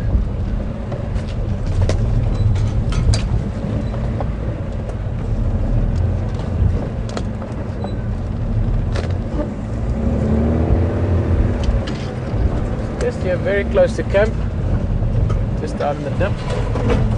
And I think a lot of things drink water here without us ever knowing about it. It's this perfect little spot.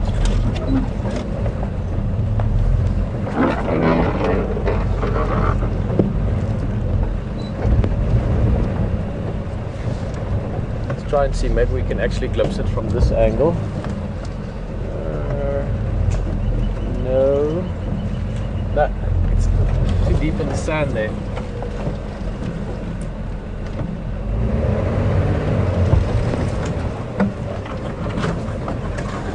Maybe, Brian, can you see it from there, you think? Yeah, there we go.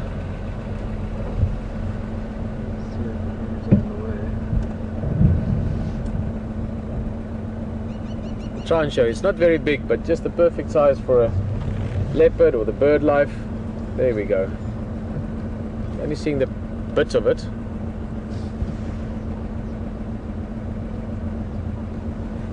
Sort of about a quarter or a third of the water of the little puddle. You can see the rest of it is this side under the bank. It's just a hollow there. I'm sure over the time there's a little bird flying down. Probably elephant dig it out a little bit, and warthogs maybe now and again wallow there. But it's in sand. It's not in mud. So it's really clean water. I mean, you can see some algae on it there now. But if you go up to the pond, it's a magic little place. And just a beautiful view as well. Just down the drainage line. A couple of big trees leaning over it. They're just hushed away from the rest of the world.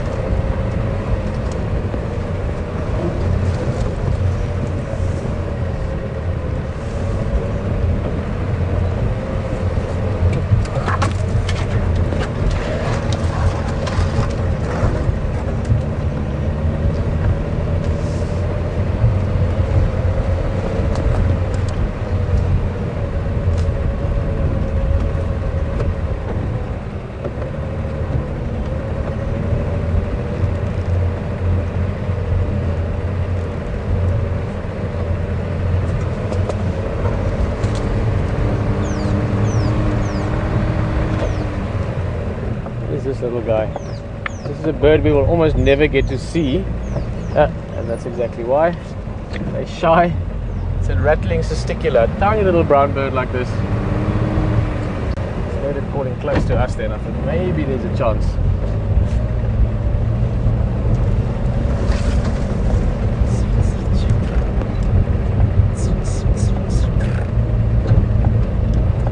A rough imitation of what they sound like.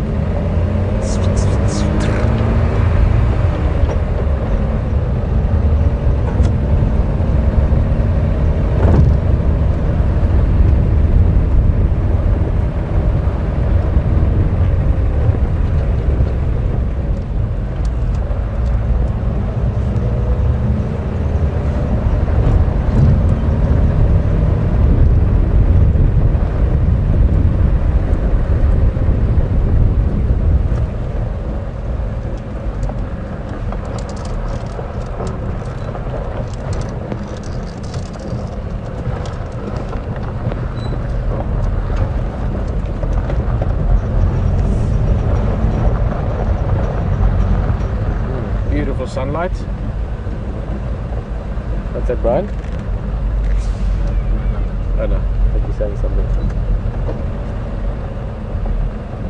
Hey, buffalo! And hippo yawning. Hey, big guy. Oh, he might give us another one. He seems to be a little bit in a yawnful mood.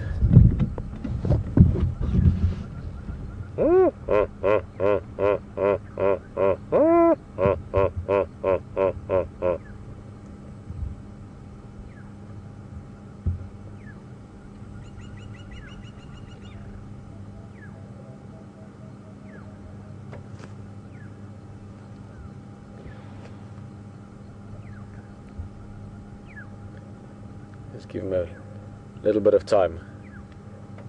Very impressive when hippos yawn, massive mouths, big teeth.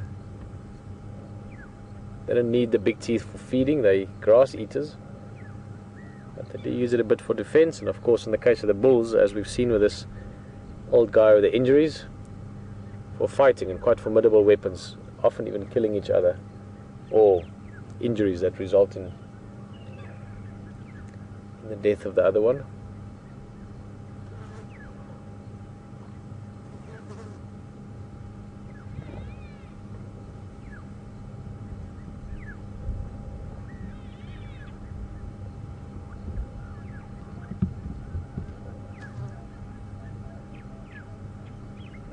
But it seems he's had enough of a yawn for now. We're going to stick around the water a bit. We're just going to change our position slightly. Got a few Duggar boys or buffalo bulls, these old bachelors coming down for a drink. And yes, I think it's there. There's a water monitor on the log.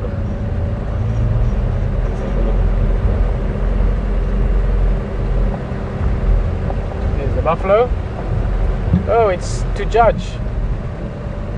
We discussed it yesterday, that guy looking at us now.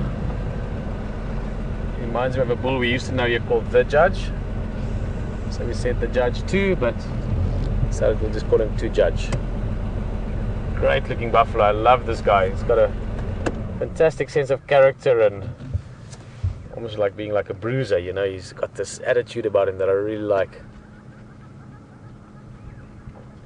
All the stories he could tell, the lions he chased off. A couple of oxpeckers sitting on him. Let's go see. It sounds like they're going into the water.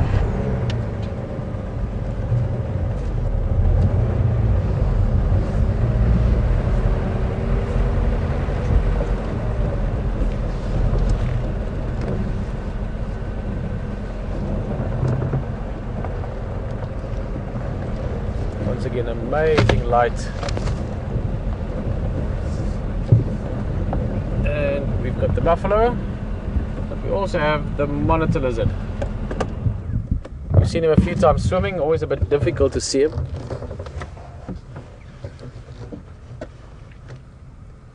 This specific species is a water monitor, also called a Nile monitor sometimes.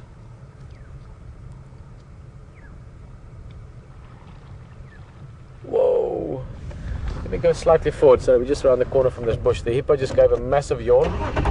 He might give another yawn or two because his buffalo are sort of in the edge of his water, so he might be a little bit sort of stroppy about it. Yes, to judge. Big guy.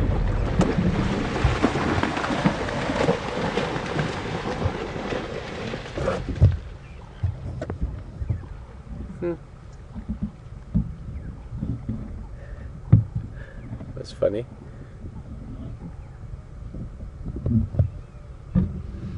So they'll go back in just now. One of those cases where you look around and suddenly there's 3 lions standing behind you that you didn't know were there. Here's the monitor lizard again, giving us his other side profile. Let's just keep an eye on things, see what these buffalo get up to, but I want to see if this hippo doesn't give us a nice big yawn.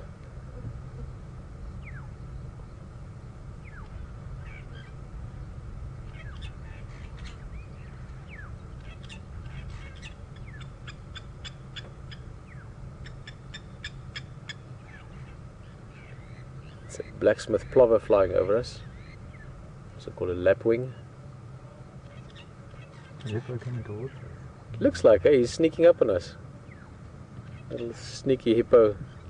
Yeah, let's see. Maybe he seems to be feeling a bit energetic. A couple of yawns when we came around, so let's see. Moving closer.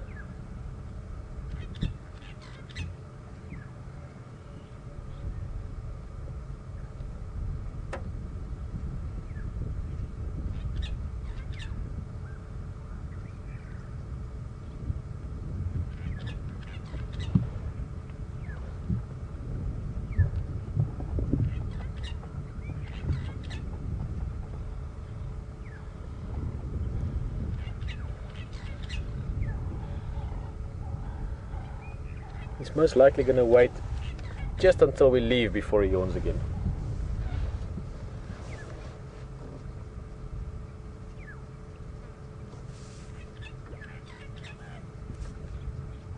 Now hippos can hold their breaths for quite a long time, 7-8 minutes if they want to. Although that's normally only during stressful conditions, if there's something really bothering them or upsetting them or something like that. Normally they go under for sort of 30 seconds to a minute.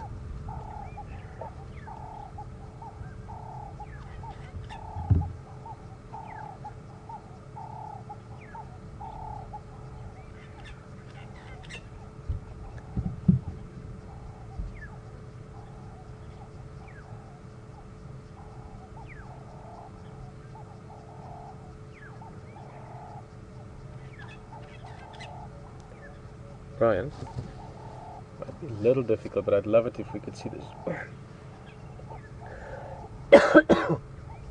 Excuse me.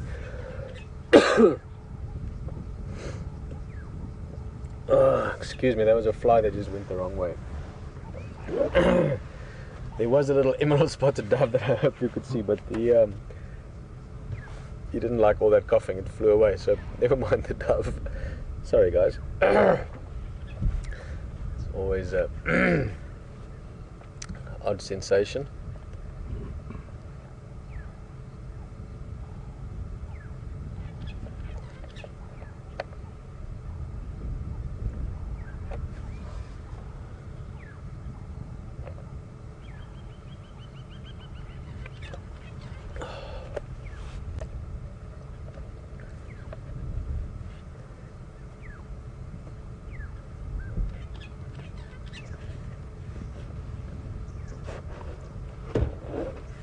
I'll give this hippo a little bit more time.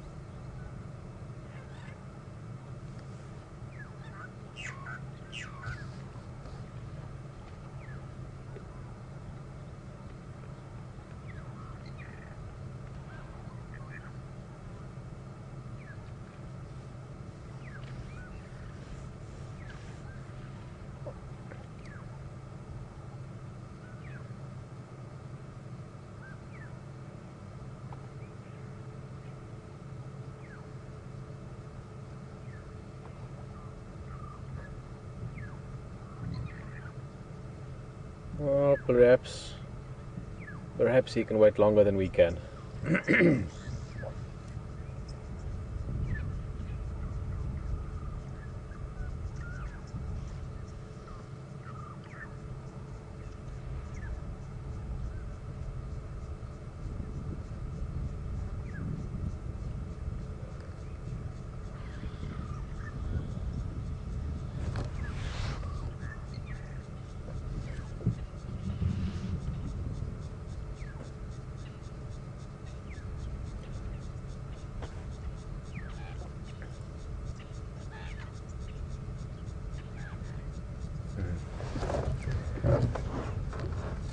Always great sitting next to a waterhole.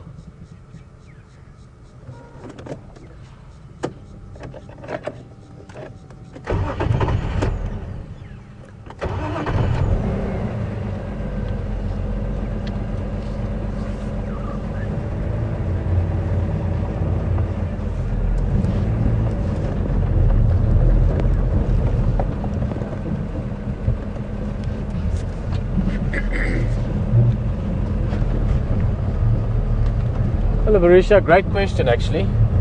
Asking where does the nickname or the sort of, it's almost like a common name for them or a colloquial name for Dugger boys, what we refer to as these big bulls that are sort of living in bachelor groups.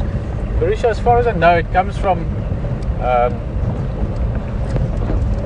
and this is the only story I know about it, is that guys that were building back in the old days, mixing cement, or actually even earlier than that, mixing mud to make bricks with, and even today still, if you mix cement, that mixture is referred to, not everywhere but quite commonly, as dugger. And these buffalo, when they roll in mud, they often look like they're covered in this sort of cement-like paste. They love thick mud to roll in. As far as I know, that's where the term Dugger boys come from. D-A-G-G-A, Dugger. Let's have a good look at Mr. To judge, a couple of zebra around, impalas.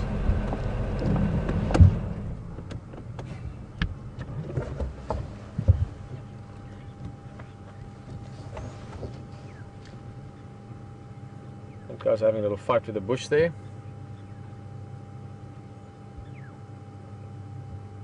Not really, he's just cleaning his horns. You get it quite often that buffalo will clean their horns against bushes and tree trunks. Or if there's some flies annoying them, they will move through some thick brush to get the leaves to give them a little bit of respite from the bugs bugging them.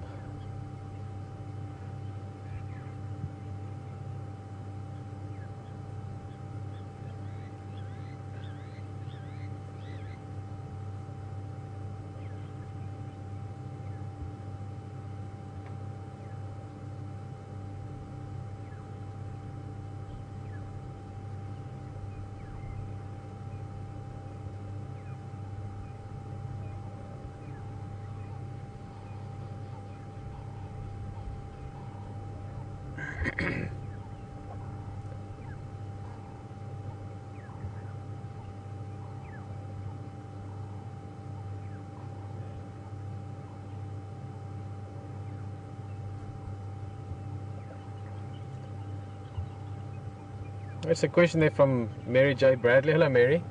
Just asking why there's no females here. The females in the case of buffalo live, generally speaking, in quite big groups. When we saw a herd the other day, only about 30 or 40, but that's not common for this area.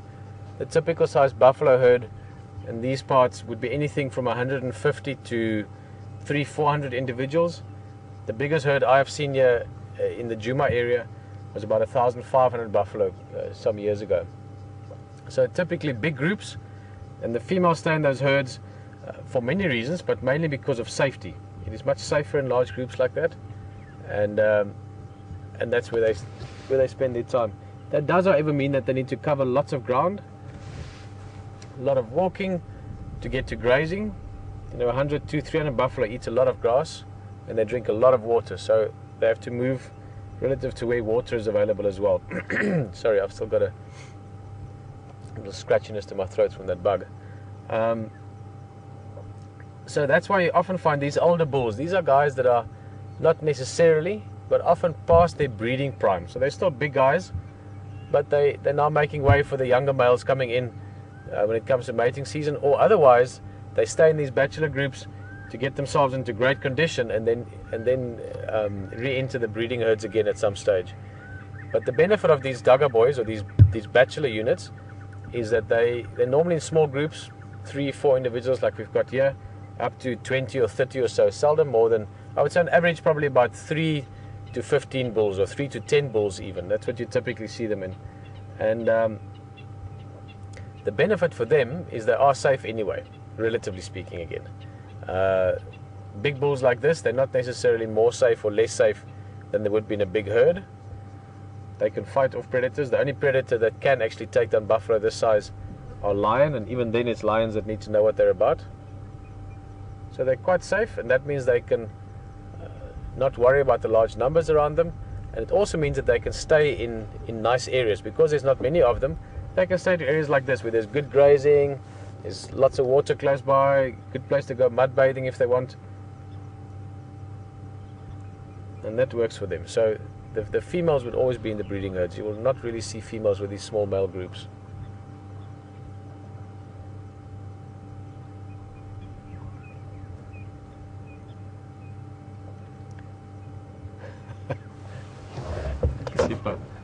Hippo was just popping out again, but I think he's just messing with us. That's quite a nice sunset developing. So we get up there.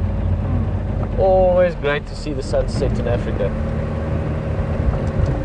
or America, or Europe, or Asia, or Australia.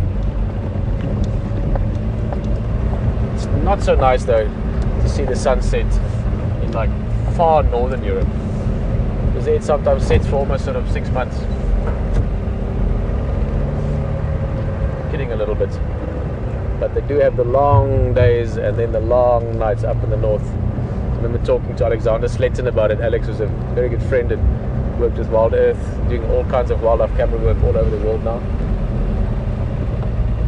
He loves Africa.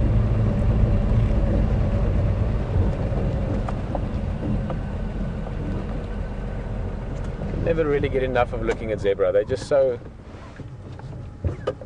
special in their markings. This is the stallion, so this is his little harem of females, his little herd. Looks like he's got 4 females in the group. Actually, now that I look again, looks like he's got 2 females in the group and 2 offspring from last year. But he's in good condition, very healthy. Got this nice broad stripes on the neck, which is not always the case, but often the case with stallions. You tend to see a little bit more broad striping on the necks and shoulders. And I love how it goes perfectly into the neck. Just look at how those stripes continue straight into the hair on the neck, so into the mane.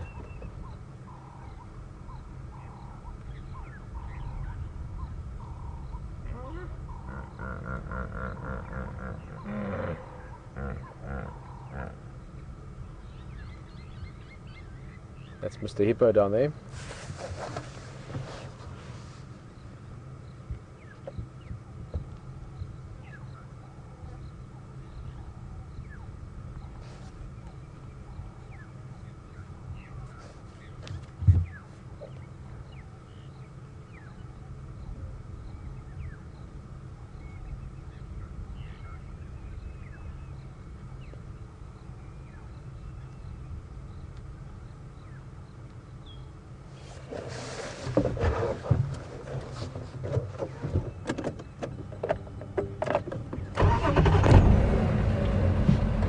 Let's go look at that sunset. Sure, it should be a nice one. Oh, this could actually be a spectacular sunset. The perfect clouds in front of it. Let's go have a look.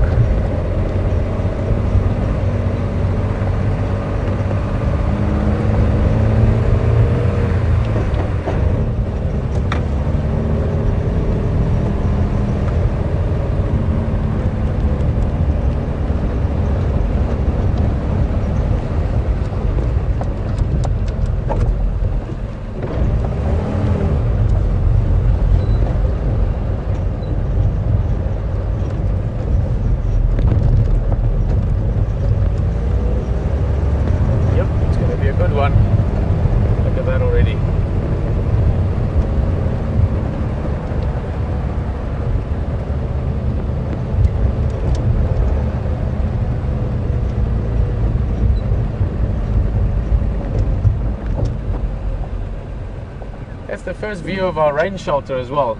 You can just see it in the bottom of the sunset shot there. This is our plan. Luckily it wasn't needed this afternoon. It looked like rain earlier, it was threatening, and then it disappeared. I wonder what. We get some nice trees in the foreground, or should we try and get those impala? Let's see what we can play with as a foreground for that.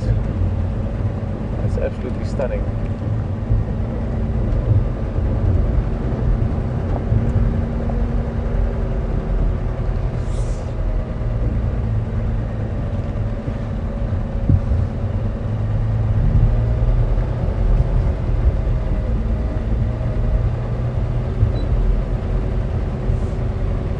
Amazing rays there through the clouds.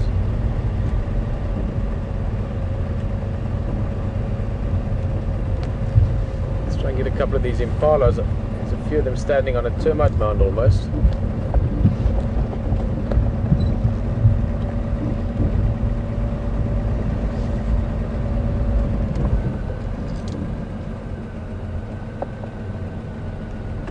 We'll play with a few different views.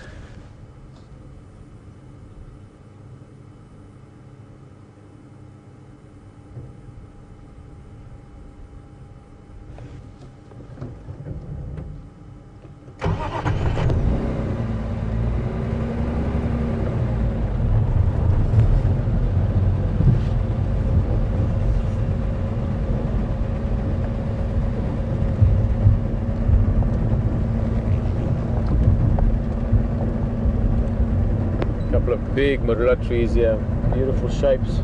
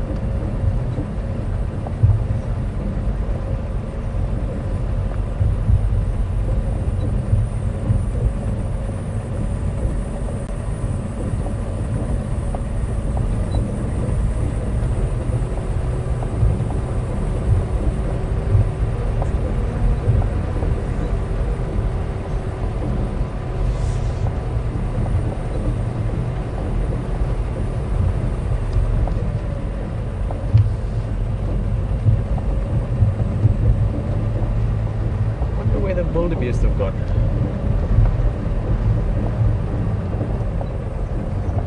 It's quite a spectacular sky all the way around. I mean, the sunset is obviously beautiful. I'll stop for it just now. The sky in general, we've got amazing cloud formations all the way around us. Almost perfectly blue sky above us.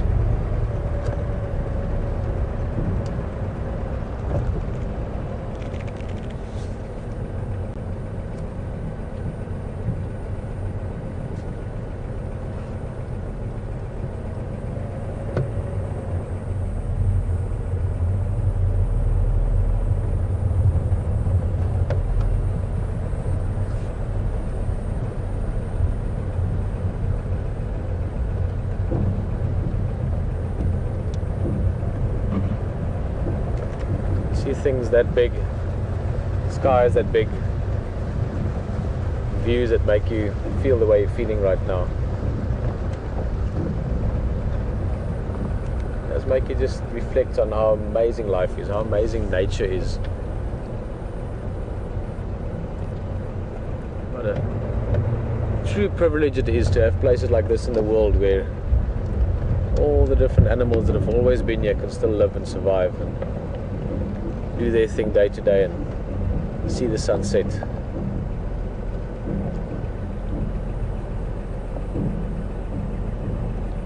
Look at these impala while the sun is setting behind them. the breeding herd that we've been watching over the last few days, and slowly but surely there's a few extra ones joining. There's now 4 lambs. Trying to remember now, Brian, can you remember, was it 3 or 4 this morning? I can't. 3 or 4. It was Yeah. less than 1 hand. We'll see again tomorrow. Hey. So gorgeous when they run. All legs in the beginning. That's a young male from last year. He'd be about a year old now.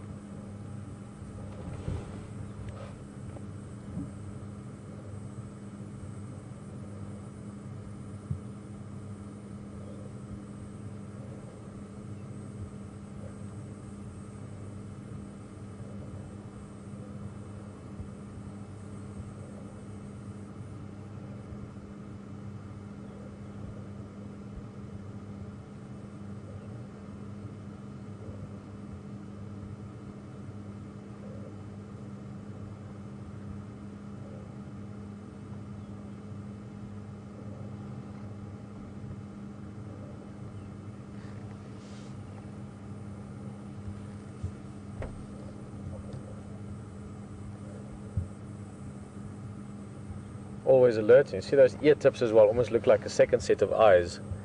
So they're suddenly looking in the direction of something that they heard. If it was a predator, it would be very visually clear that, listen, something has spotted you. We're watching and we're listening. Very alert always, these groups. Not that they're taking turns, but effectively they're constantly taking turns to look around. So they eat a little bit, stop, look around, eat a little bit, stop, look around. Within the herd, they're all doing that the whole time. So there's always a number of eyes checking the surroundings, making sure everything's okay. And they'd be on extra alert at the moment because of all these little young ones that they've got with them.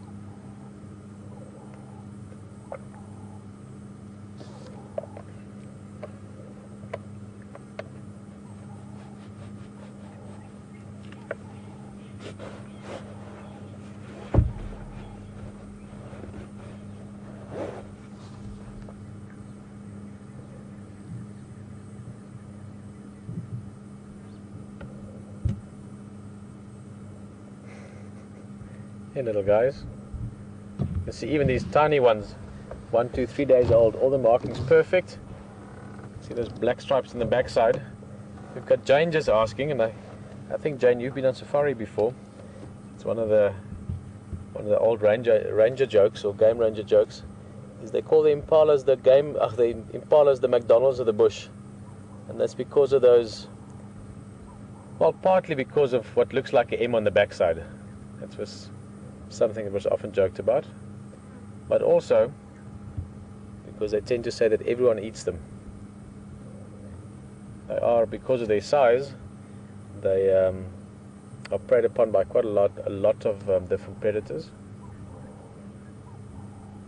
which is also why they're sometimes referred to as a buffer species. In other words, they're the species that gives other species a bit of opportunity to grow their numbers sometimes, and it's a funny term to explain, but basically impalas can breed prolifically because they can adapt to quite a wide range of habitats. So they can eat grass, they can eat leaves, they can eat both, and because of that they do extremely well. You get a lot of impala in these areas, and because of the sort of size they fit into, they can be preyed on by quite a lot of your big predators. So to an extent they take the pressure slightly off some of the other species.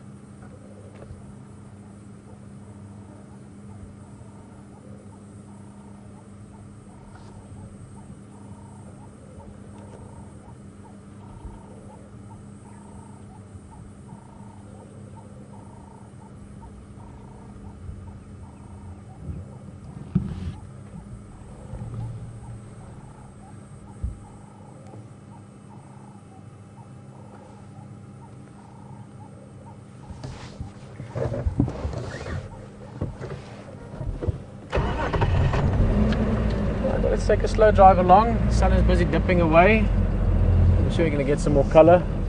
Got so many different layers of cloud to catch the last light. James just asking what's the survival rate of those impala lambs. And James, I think that'll vary quite a bit year to year almost. So it's not just predators, but also rainfall, food availability, water availability, resources basically that'll play a role. Paul was saying that they recently did a study in the area that he's living on a game reserve, and it was about 30%. Sounds about right, but keep in mind also in the beginning a lot of animals are preying on the lambs, but obviously they're preying on impala as well over the rest of the year. So that sounds about right. I do think of it the other way around. Impalas live to about 8 or 9 years old, so they would have to survive at least, what am I doing in the math there? So if a female has 6 lambs over the course of her life, she would have to have at least 2 of them survive to have the population stay the same. So you're looking at about 15 to 20% survival rate, if that makes any sense. Basically just if you're looking at numbers staying consistent, but that obviously changes a lot as well. You'll have growth in numbers and then dips in numbers again. The same as you find with predators and so on as well.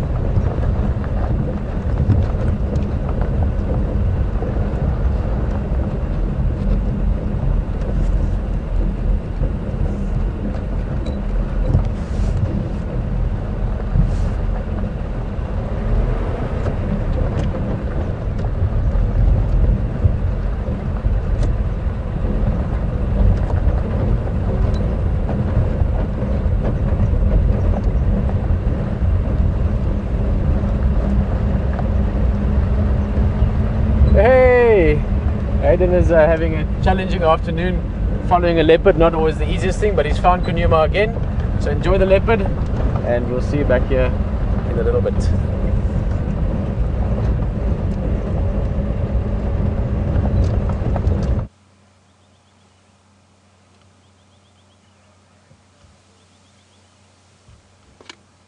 Well folks, it's been an extraordinary follow for this guy.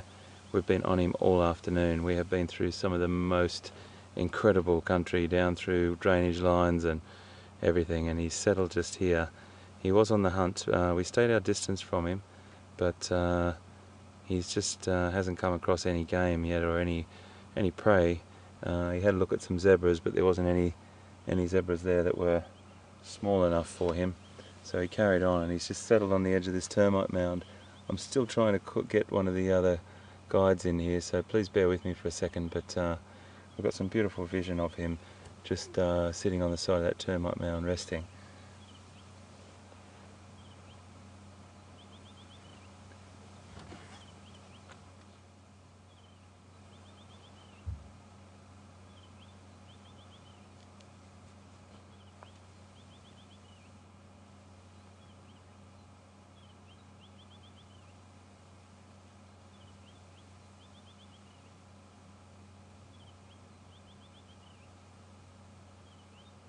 He's an absolutely magnificent cat.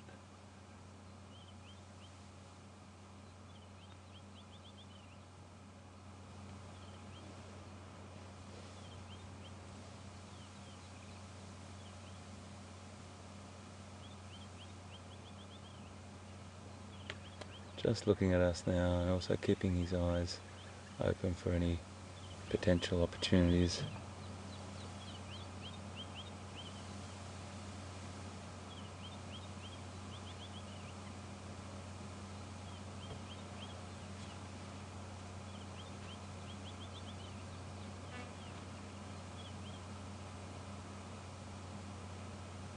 He's on the move. He's on the move, and this is perfect leopard hunting time. The afternoon shadows, or the sun's gone down, it's gotten a lot cooler, and we're just going to stay our distance from him and just watch where he goes.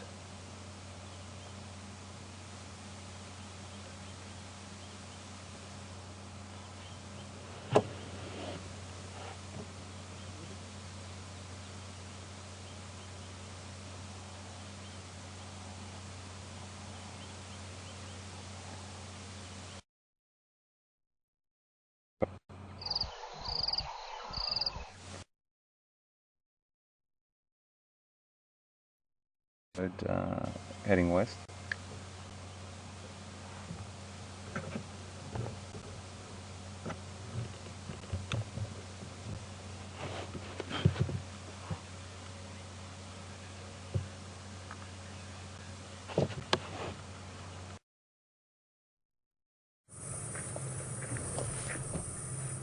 Okay, mate, I'm about to cut to you. I've cut to you.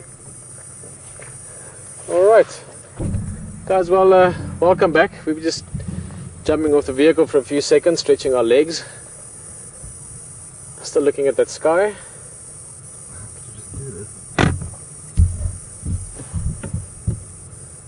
Seems that leopard is on the move again, and it's very, very difficult to range. So, not always the easiest to stay with it, even with the best vehicles in the world for this.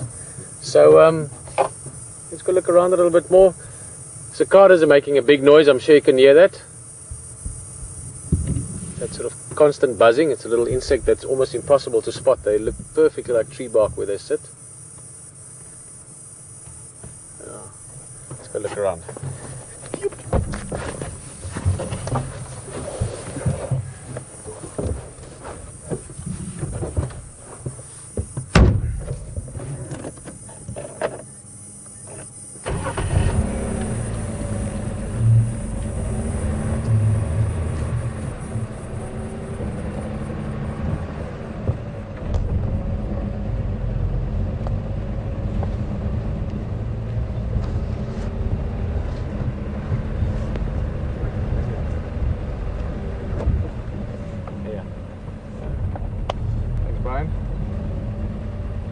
Just unplugged the radio there while we jumped off.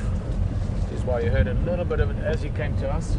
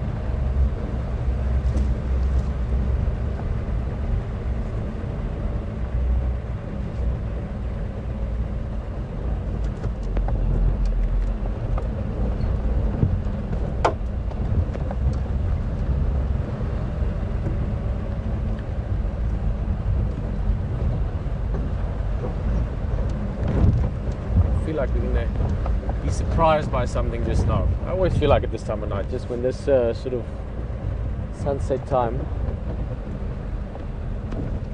I always feel like there's a surprise waiting just around the next corner, which is often the case. Many times over the years I've been surprised. Any time of the day I've been surprised by lion or leopard or elephant, all kinds of things in the middle of the day even. But this time of night, this crepuscular time, sunset, sunrise, the surprises tend to happen a lot easier.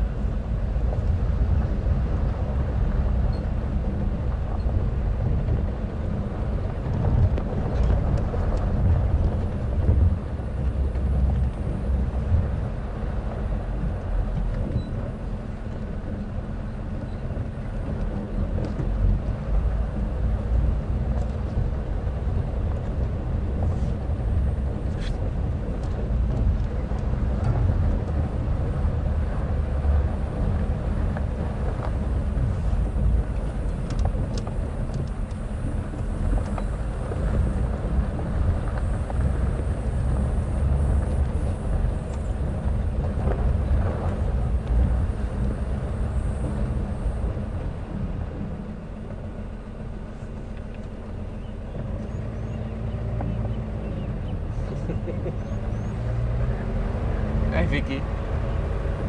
Vicky making us laugh there. It's a good question, Vicky, or a funny question, and I presume it was meant partly as such.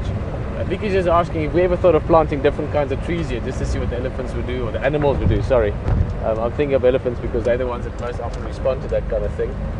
Vicky, no. Firstly, this it really is a wilderness, so there's no trees planted. I mean, at most, some places around the lodge areas, the grass is sometimes cut a little bit shorter, just as a fire break, you know, for safety reasons.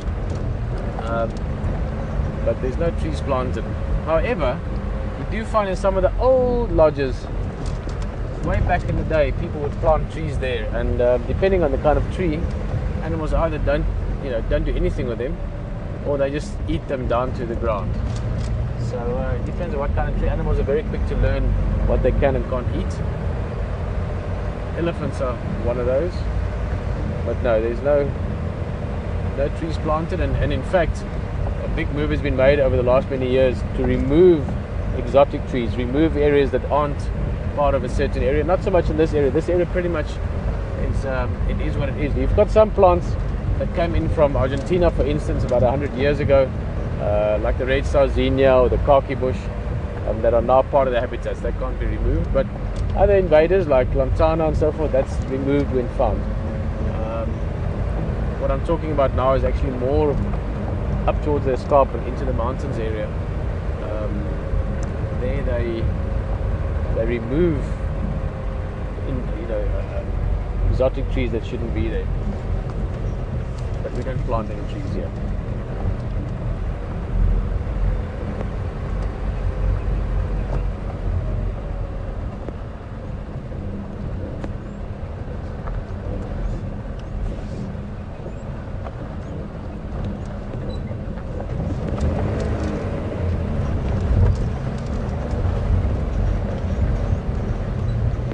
Guys, we're back.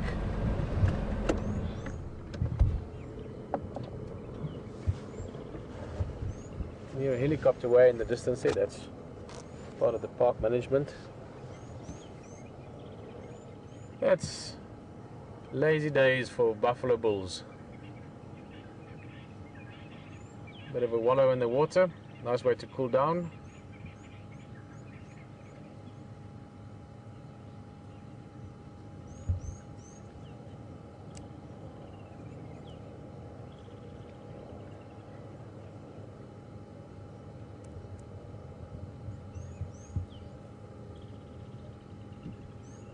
You can see the last of the sunlight now reflecting off the water. The sun is pretty much set. You still have a nice sort of pastel sky. Slight, I was going to say orange, but it's not even orange anymore. It's like a beige color now.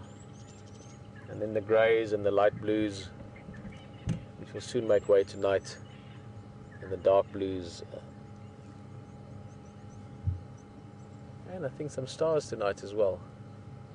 Not that many clouds.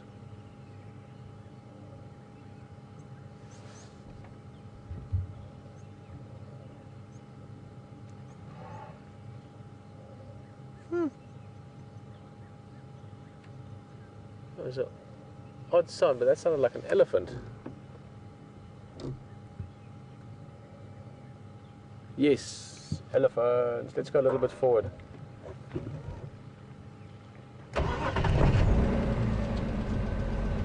Oh, just give him a minute to lie down. Oh, that must feel good.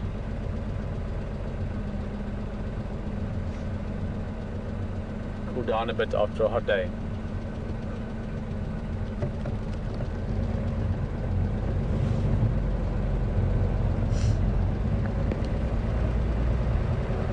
Let's have a look.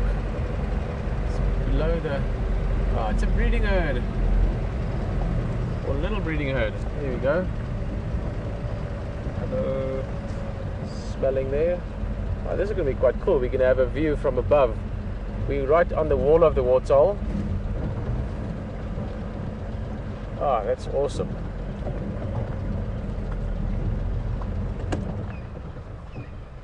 And this is our herd that we Haven't seen actually for the last week or so, but we saw them a lot the first week or so that we started, the first 2 weeks. This is the lead female, or the matriarch almost. What is it now? Am I confusing her? No, sorry, this is not who I thought it was. Okay, I thought she looks a bit big. Now I thought I recognized the ear marks, but then I looked at the trunk. Not the ones I thought they were, but lovely elephants. Looks like 2 adult females, couple of youngsters, and they should come out just in front of us here. Go a little bit forward. What they will most likely do is go around and then drink on the side here. So I will try and put us in a good spot to see them. I think that'll work. There they come. Coming out from the bushes. Not the matriarch in front, one female. Just here to the right.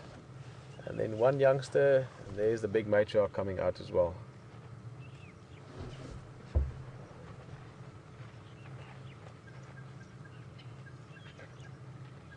See the matriarch, a little bit of a high head posture.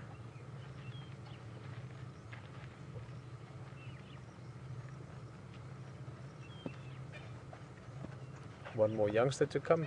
I think that's the group. So 2 adult females,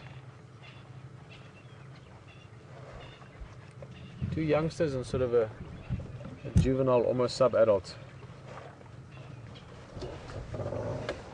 And it looks like they're thirsty, just the way they walk down to the water.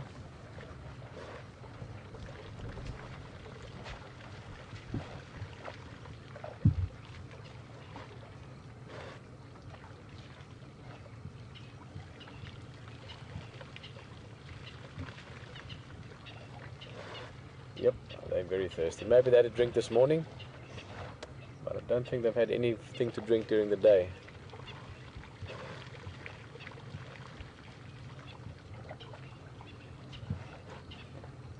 Interesting to see that they, quite often I think people think the trunk is like a straw, they can just drink water through it. They actually suck water up into the trunk, and then they blow it back into the mouth or into the stomach after that.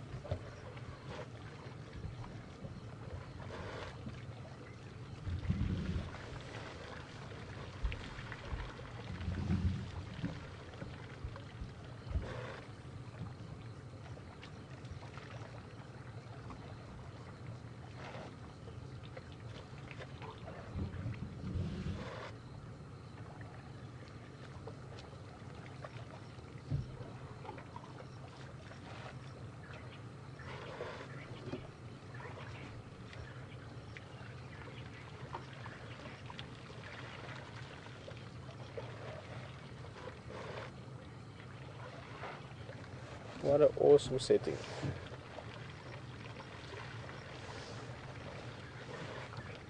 They can drink big elephants. Now we're talking like the matriarch or big bulls. They can drink 14, 15 liters of water, or pick up in their trunks about that much in one go.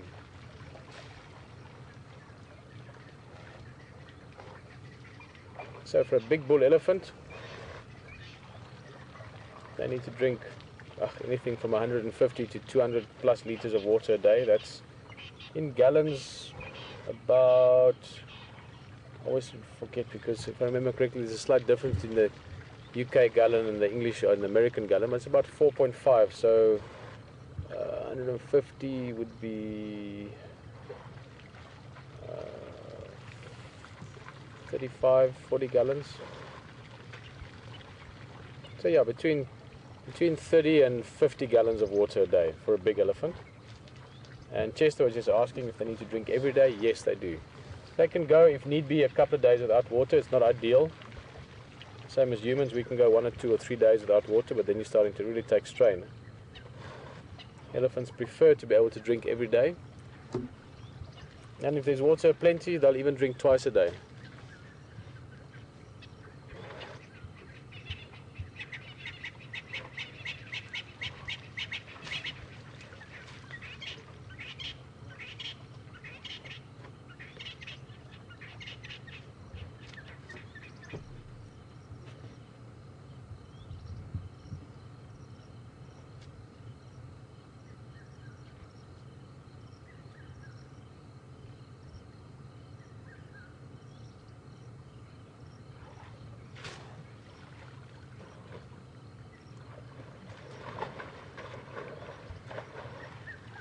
Oh, that's always great.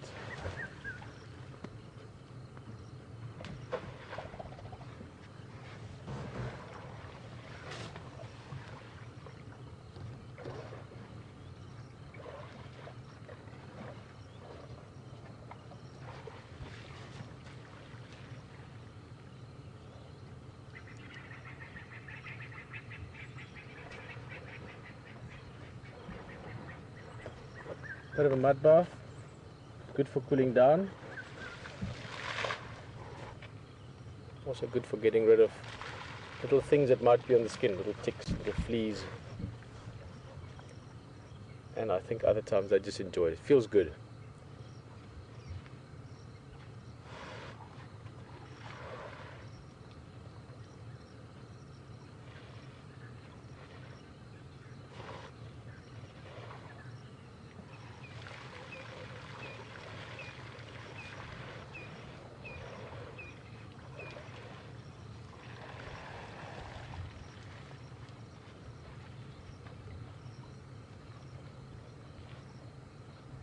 Nice bit of attitude from her.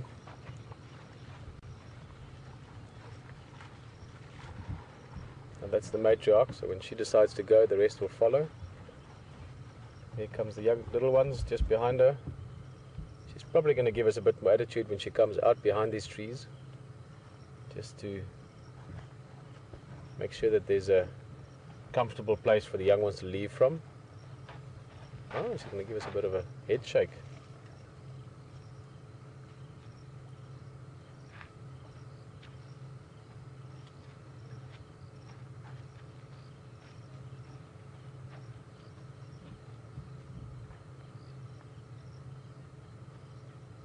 Yep. Now we're on to go. Hey little guys.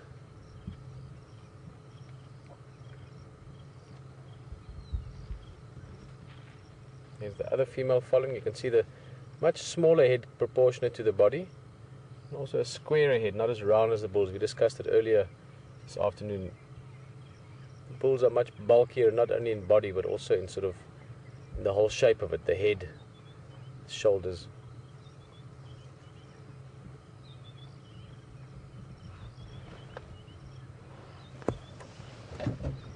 Well, that was very fortunate to have heard them, seen them. They were just down here and they're going back down into the drainage line again, so that was very good timing.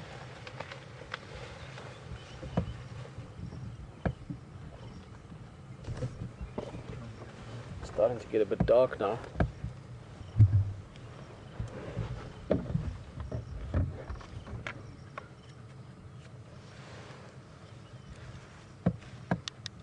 Comes.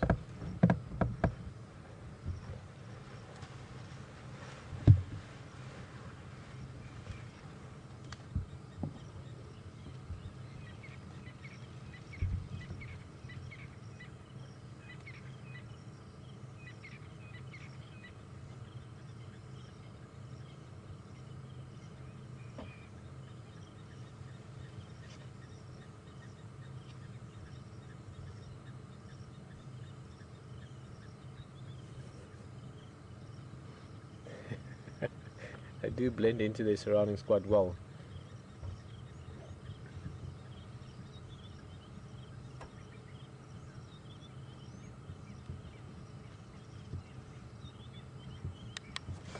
Just going to turn around up ahead here.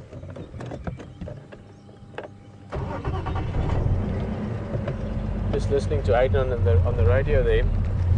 The leopard they were following seems it got too thick, the bush got too difficult, but Djuma was heading or is heading in the general direction of where we are, so might pop out here, I don't know, 10-15 minutes, maybe even less, depends on how fast he moves. I mean, a leopard moving at this time of the night can cover a lot of ground quite quickly, or can take an hour to cover a very short distance depending on what they encounter on the way.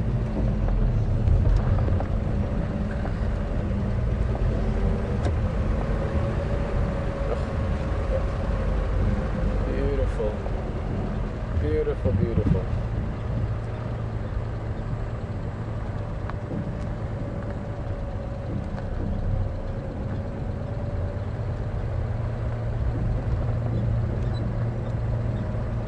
Magic times.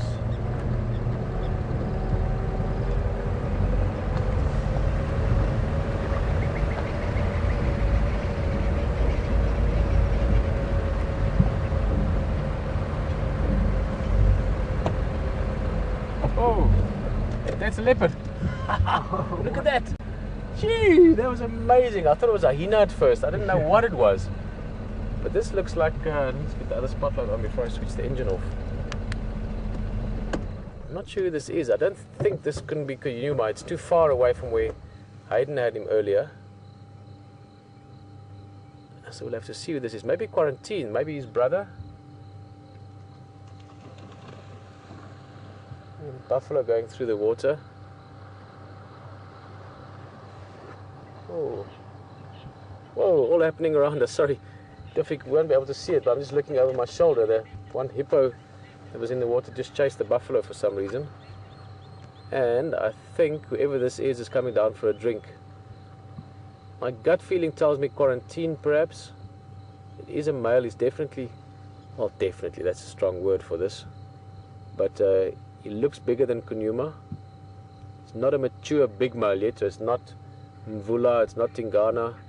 My gut feeling is, for now, Quarantine, who is the brother to the leopard you've been watching with Hayden earlier. Let's quickly call this in. There's one of the game drives really looking for a leopard as well, so let's just give him a hand. Craig again. Voyatela Dam.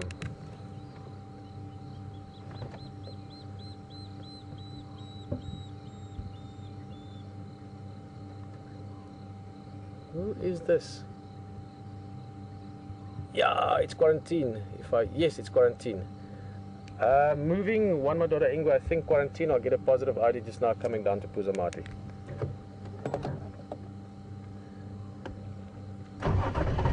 That's so awesome. I will give you 100% confirmation just now, but I just saw a couple of spots on his head that spells Emmett in Morse code. That's one of the ways that I recognized him the other day. He's keeping a bit of an eye on those buffalo. Oh, he's just gorgeous.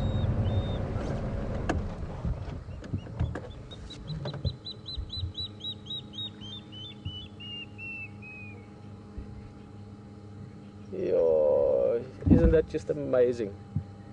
Amazing. Yeah, it says Quarantine definite.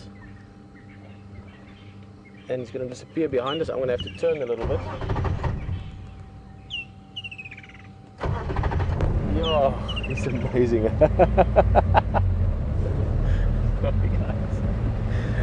Oh, I tell you. That's just amazing. 2 leopards in one day, 2 brothers as well. Maybe tomorrow we see the mother. Karula is my all-time favorite leopard of all time by a long shot of all time. That makes the point well enough. That's their mother. This is her 4th litter of cubs. I was very fortunate that I knew the first 2. She had 2 girls the first time, called Tandi and Shadow now, Seseka and Tingana back then. Then she had 2 boys in Duna and Misho, King and Sunrise, or King and Daybreak. Then her 3rd litter was a boy and a girl. I didn't know them. And then the 4th litter are these 2 guys, Quarantine and Djuma. Guys, what a view. Just look at that. In the last few minutes, we have seen elephant, buffalo, leopard, right from where we are here at this waterhole. This is just an amazing example of how rich this area is in big wildlife, in all wildlife. But 3 of the big 5 in the space of about as many minutes. Unbelievable.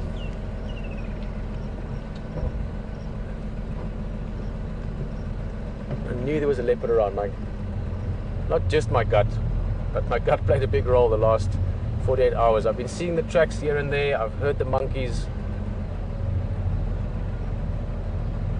He's looking for a good place to go and drink. Interestingly enough, he actually avoided those buffalo. That's why he walked this way. Not that I blame him. They weigh a good 800-900 kilograms and they're not known for having the best of tempers all the time. And he's also careful. He's a young leopard. He's not even 2. He'll be 2 in December. So he is aware of the fact that at a waterhole there might be other leopard, there might be other predators, there might be buffalo or elephants, as we've just seen in the last few minutes. So always wary of bumping into something. You can see him being very alert to his surroundings. Sorry guys, let me just get that nice and steady. There we go. The guy is lapping up the water.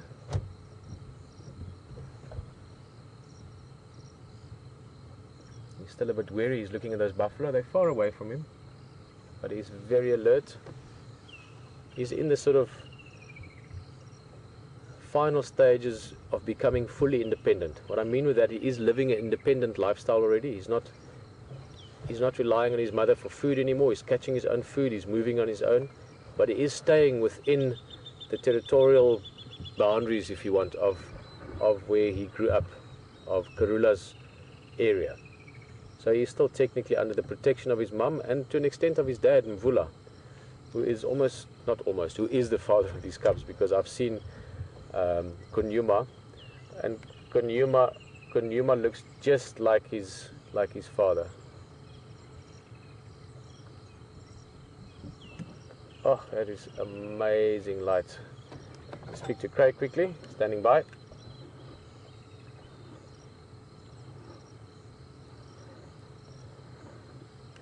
Sitting on the dam wall at the moment, looking at him drink, so straight to the wall. Give him that.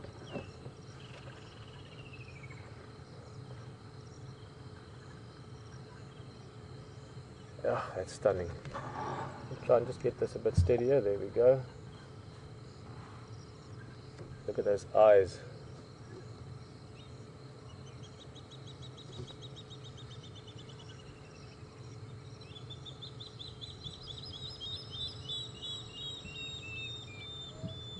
You can either spot the thickneys or spot the dukkop, the birds calling there. He's listening and looking every now and again.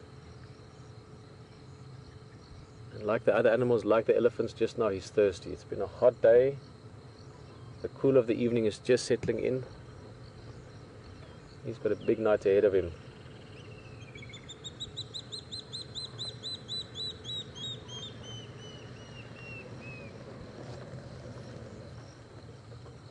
There's another game drive vehicle just joined us as well.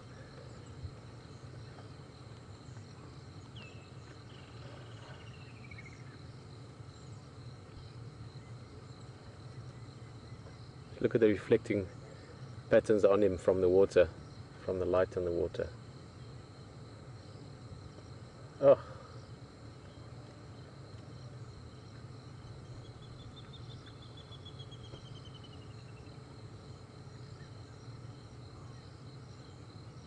They are absolutely mesmerizing. You know, I sit with leopard. Every time I see them like this, I just think it can't get better than this. See them like this is just such a privilege and such a rare pleasure. You get this feeling from observing and of sharing and of sensing a moment like this that I almost can't describe. The only way you can really do it is to share it, is to have you here as you are now, sharing it with us. To tell people about this just doesn't do it justice. You have to share it, you have to feel it.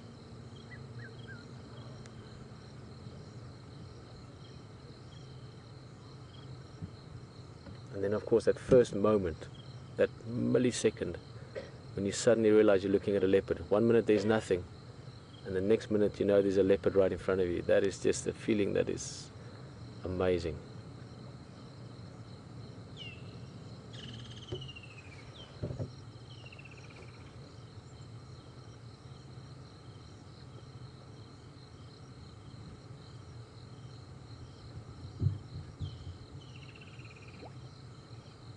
Interestingly enough, he doesn't look very full, but he does have a little bit of a belly, so it might be that he's had a kill in this area or something to eat. This tracks has been around. I mean, keep in mind, Djuma was here only 2 days ago. That amazing view we had up against the sort of early evening sky, and we hunted that young wildebeest. Only 48 hours later, we're looking at his brother. And these two won't really interact too much anymore, but it's also not unlikely that they would. I mean, they've grown up until only a few weeks, a few months ago. They were side by side every single day, all the time.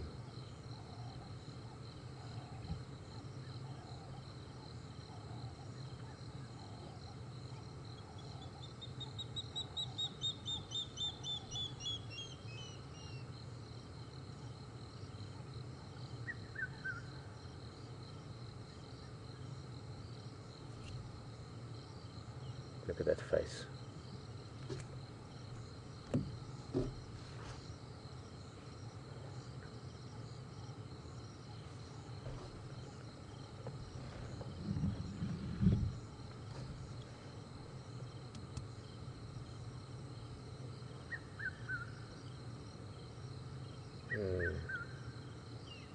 The light just dancing across him.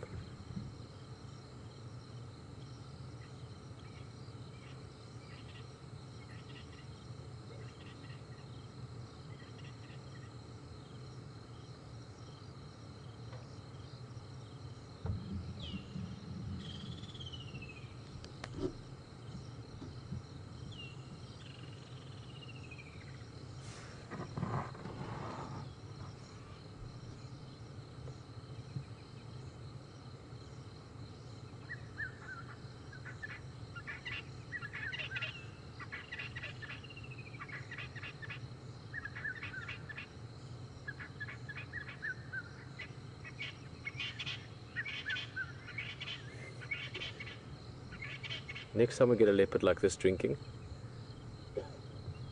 we can have a few volunteers to count how many times do they lap the water. It can be sometimes 1,000 or 2,000 times, just for interest's sake, but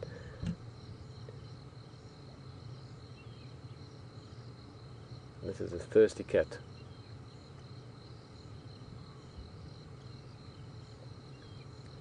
Just out of interest, leopards do not actually need to drink water every day. They are largely water independent,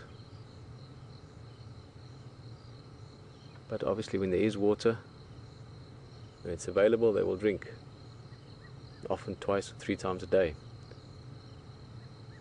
Oh,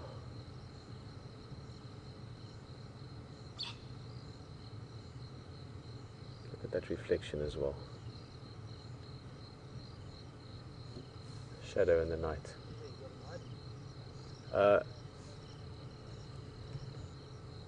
Craig, I'm at 99.9% sure it's quarantine. I haven't had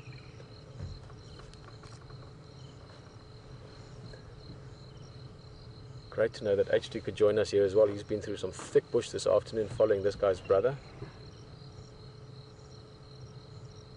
Oh, let's see where he goes. He might come and walk right past us. We might go down the bank here. Dip my light down a bit.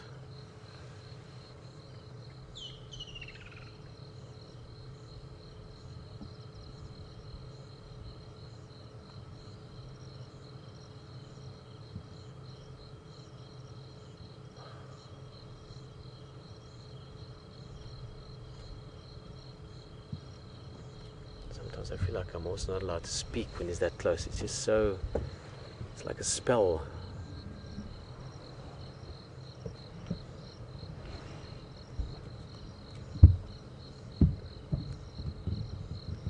Craig, do you want to light him for a bit? Craig? Craig? Yeah. Put your light on him. Thank you. Guys, this should also look quite too lit, too little. Ah, we'll put some on. Look at the shadow there from him.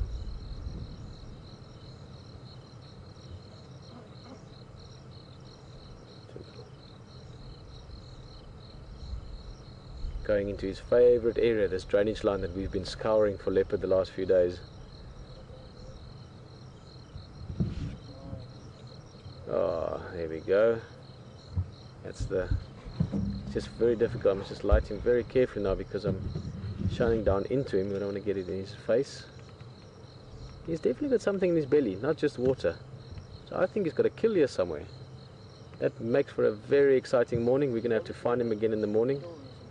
Oh, that's nice coarse river sand. Yeah, there's definitely some food in that belly. So we've got some more leopard looking to do in the morning. I was going to say leopard hunting, but that might be taken the wrong way. But we're going to be hunting leopard in the morning. Definitely, we're going to try and find this guy. If he's got a kill here somewhere, we want to find that. We want to see where he is, find him up in the tree if possible. He might come and drink here again tomorrow as well. So this is extra good news for us. We also know that his brother Djuma, that was with HT earlier, is heading this way. So who knows? Maybe tomorrow morning we're in for a treat and we see both males together. Maybe for the last time we see them with Karula. We haven't seen her for quite a few days now. And even though these males are separate from her now, they are not independent yet. They are still living under her roof, if you want. So it is not impossible that we might have a last treat, maybe tomorrow, of the two boys and Karula together. It's a long shot, but it's not impossible. We've had so much magic the last couple of weeks, last few days. So much that we enjoyed, so no reason why we can't wish for more magic. And I would absolutely love it to see Karula with one, or with even better with both of her boys. Interesting, you see how he pops his head up? That's an alarm call from that bird, and he's reacting to that. I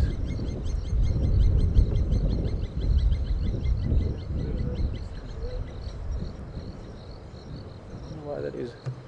Craig? Yes. Is there something else at the water? What's that plover calling about? Pardon? No, I'm just hearing that alarm call. What's that about? I don't know, I was busy chatting now. Oh, okay, no, just the plover suddenly started calling. Just only, I'm going to take my light off the leopard because we've got such a great view. Craig will have a quick look with his light. I actually mentioned that Djuma might be heading up towards Yeah, quarantine, that's so- what I was wondering about. Oh, we've Is got it possible if big I wind might picking come up as past well. you? I still got to wait back there to... Yes. Guys, we're going to have to just move a little bit. Craig has got to come past one of the other vehicles. We're just going to turn around.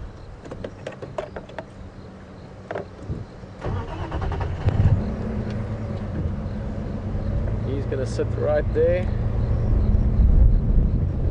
We'll make some space here for him.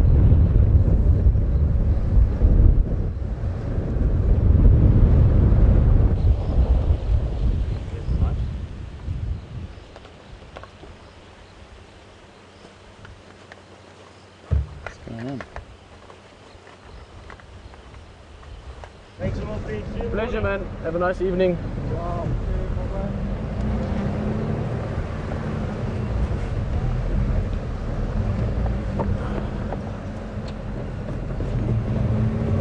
Here's the other vehicle. That's Hayden. Yeah, there he is, still in the sand.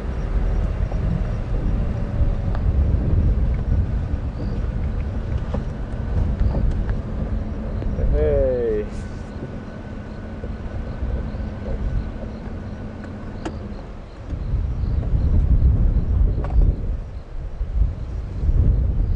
HD, you copy?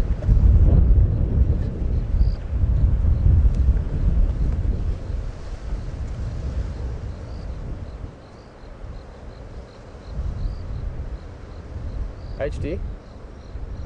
H, just put your lights on him, please.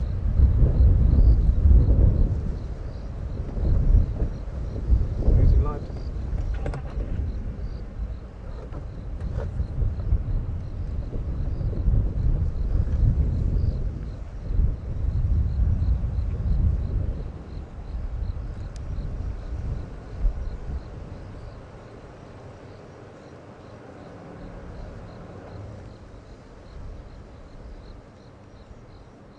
Great. H is going to put his light on as well. H, I'm going to switch my light off and we just get a little bit of side lighting. If you want to light him for us.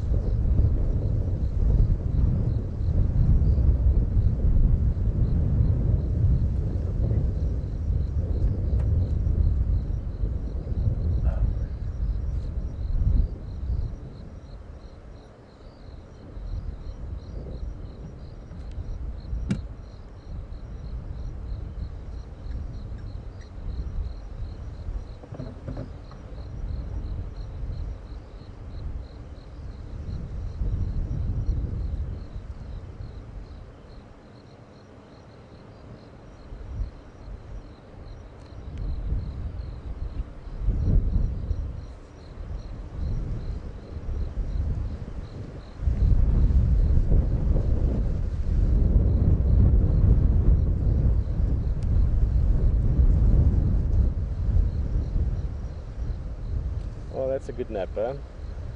It's the river sand. That is about the equivalent of a perfect bed for us. A little bit of a hollow there maybe for the belly. As I said, it's an extra bonus for us, the fact that he looks like he has eaten, so it means he's got to be around here somewhere. We'll have to do some careful tracking in the morning.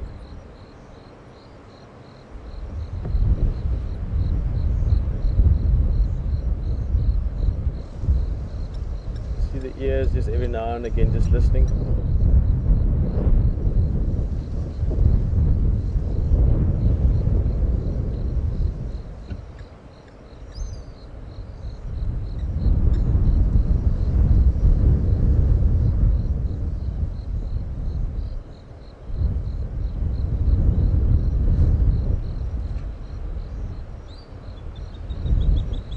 Just put your light full on him.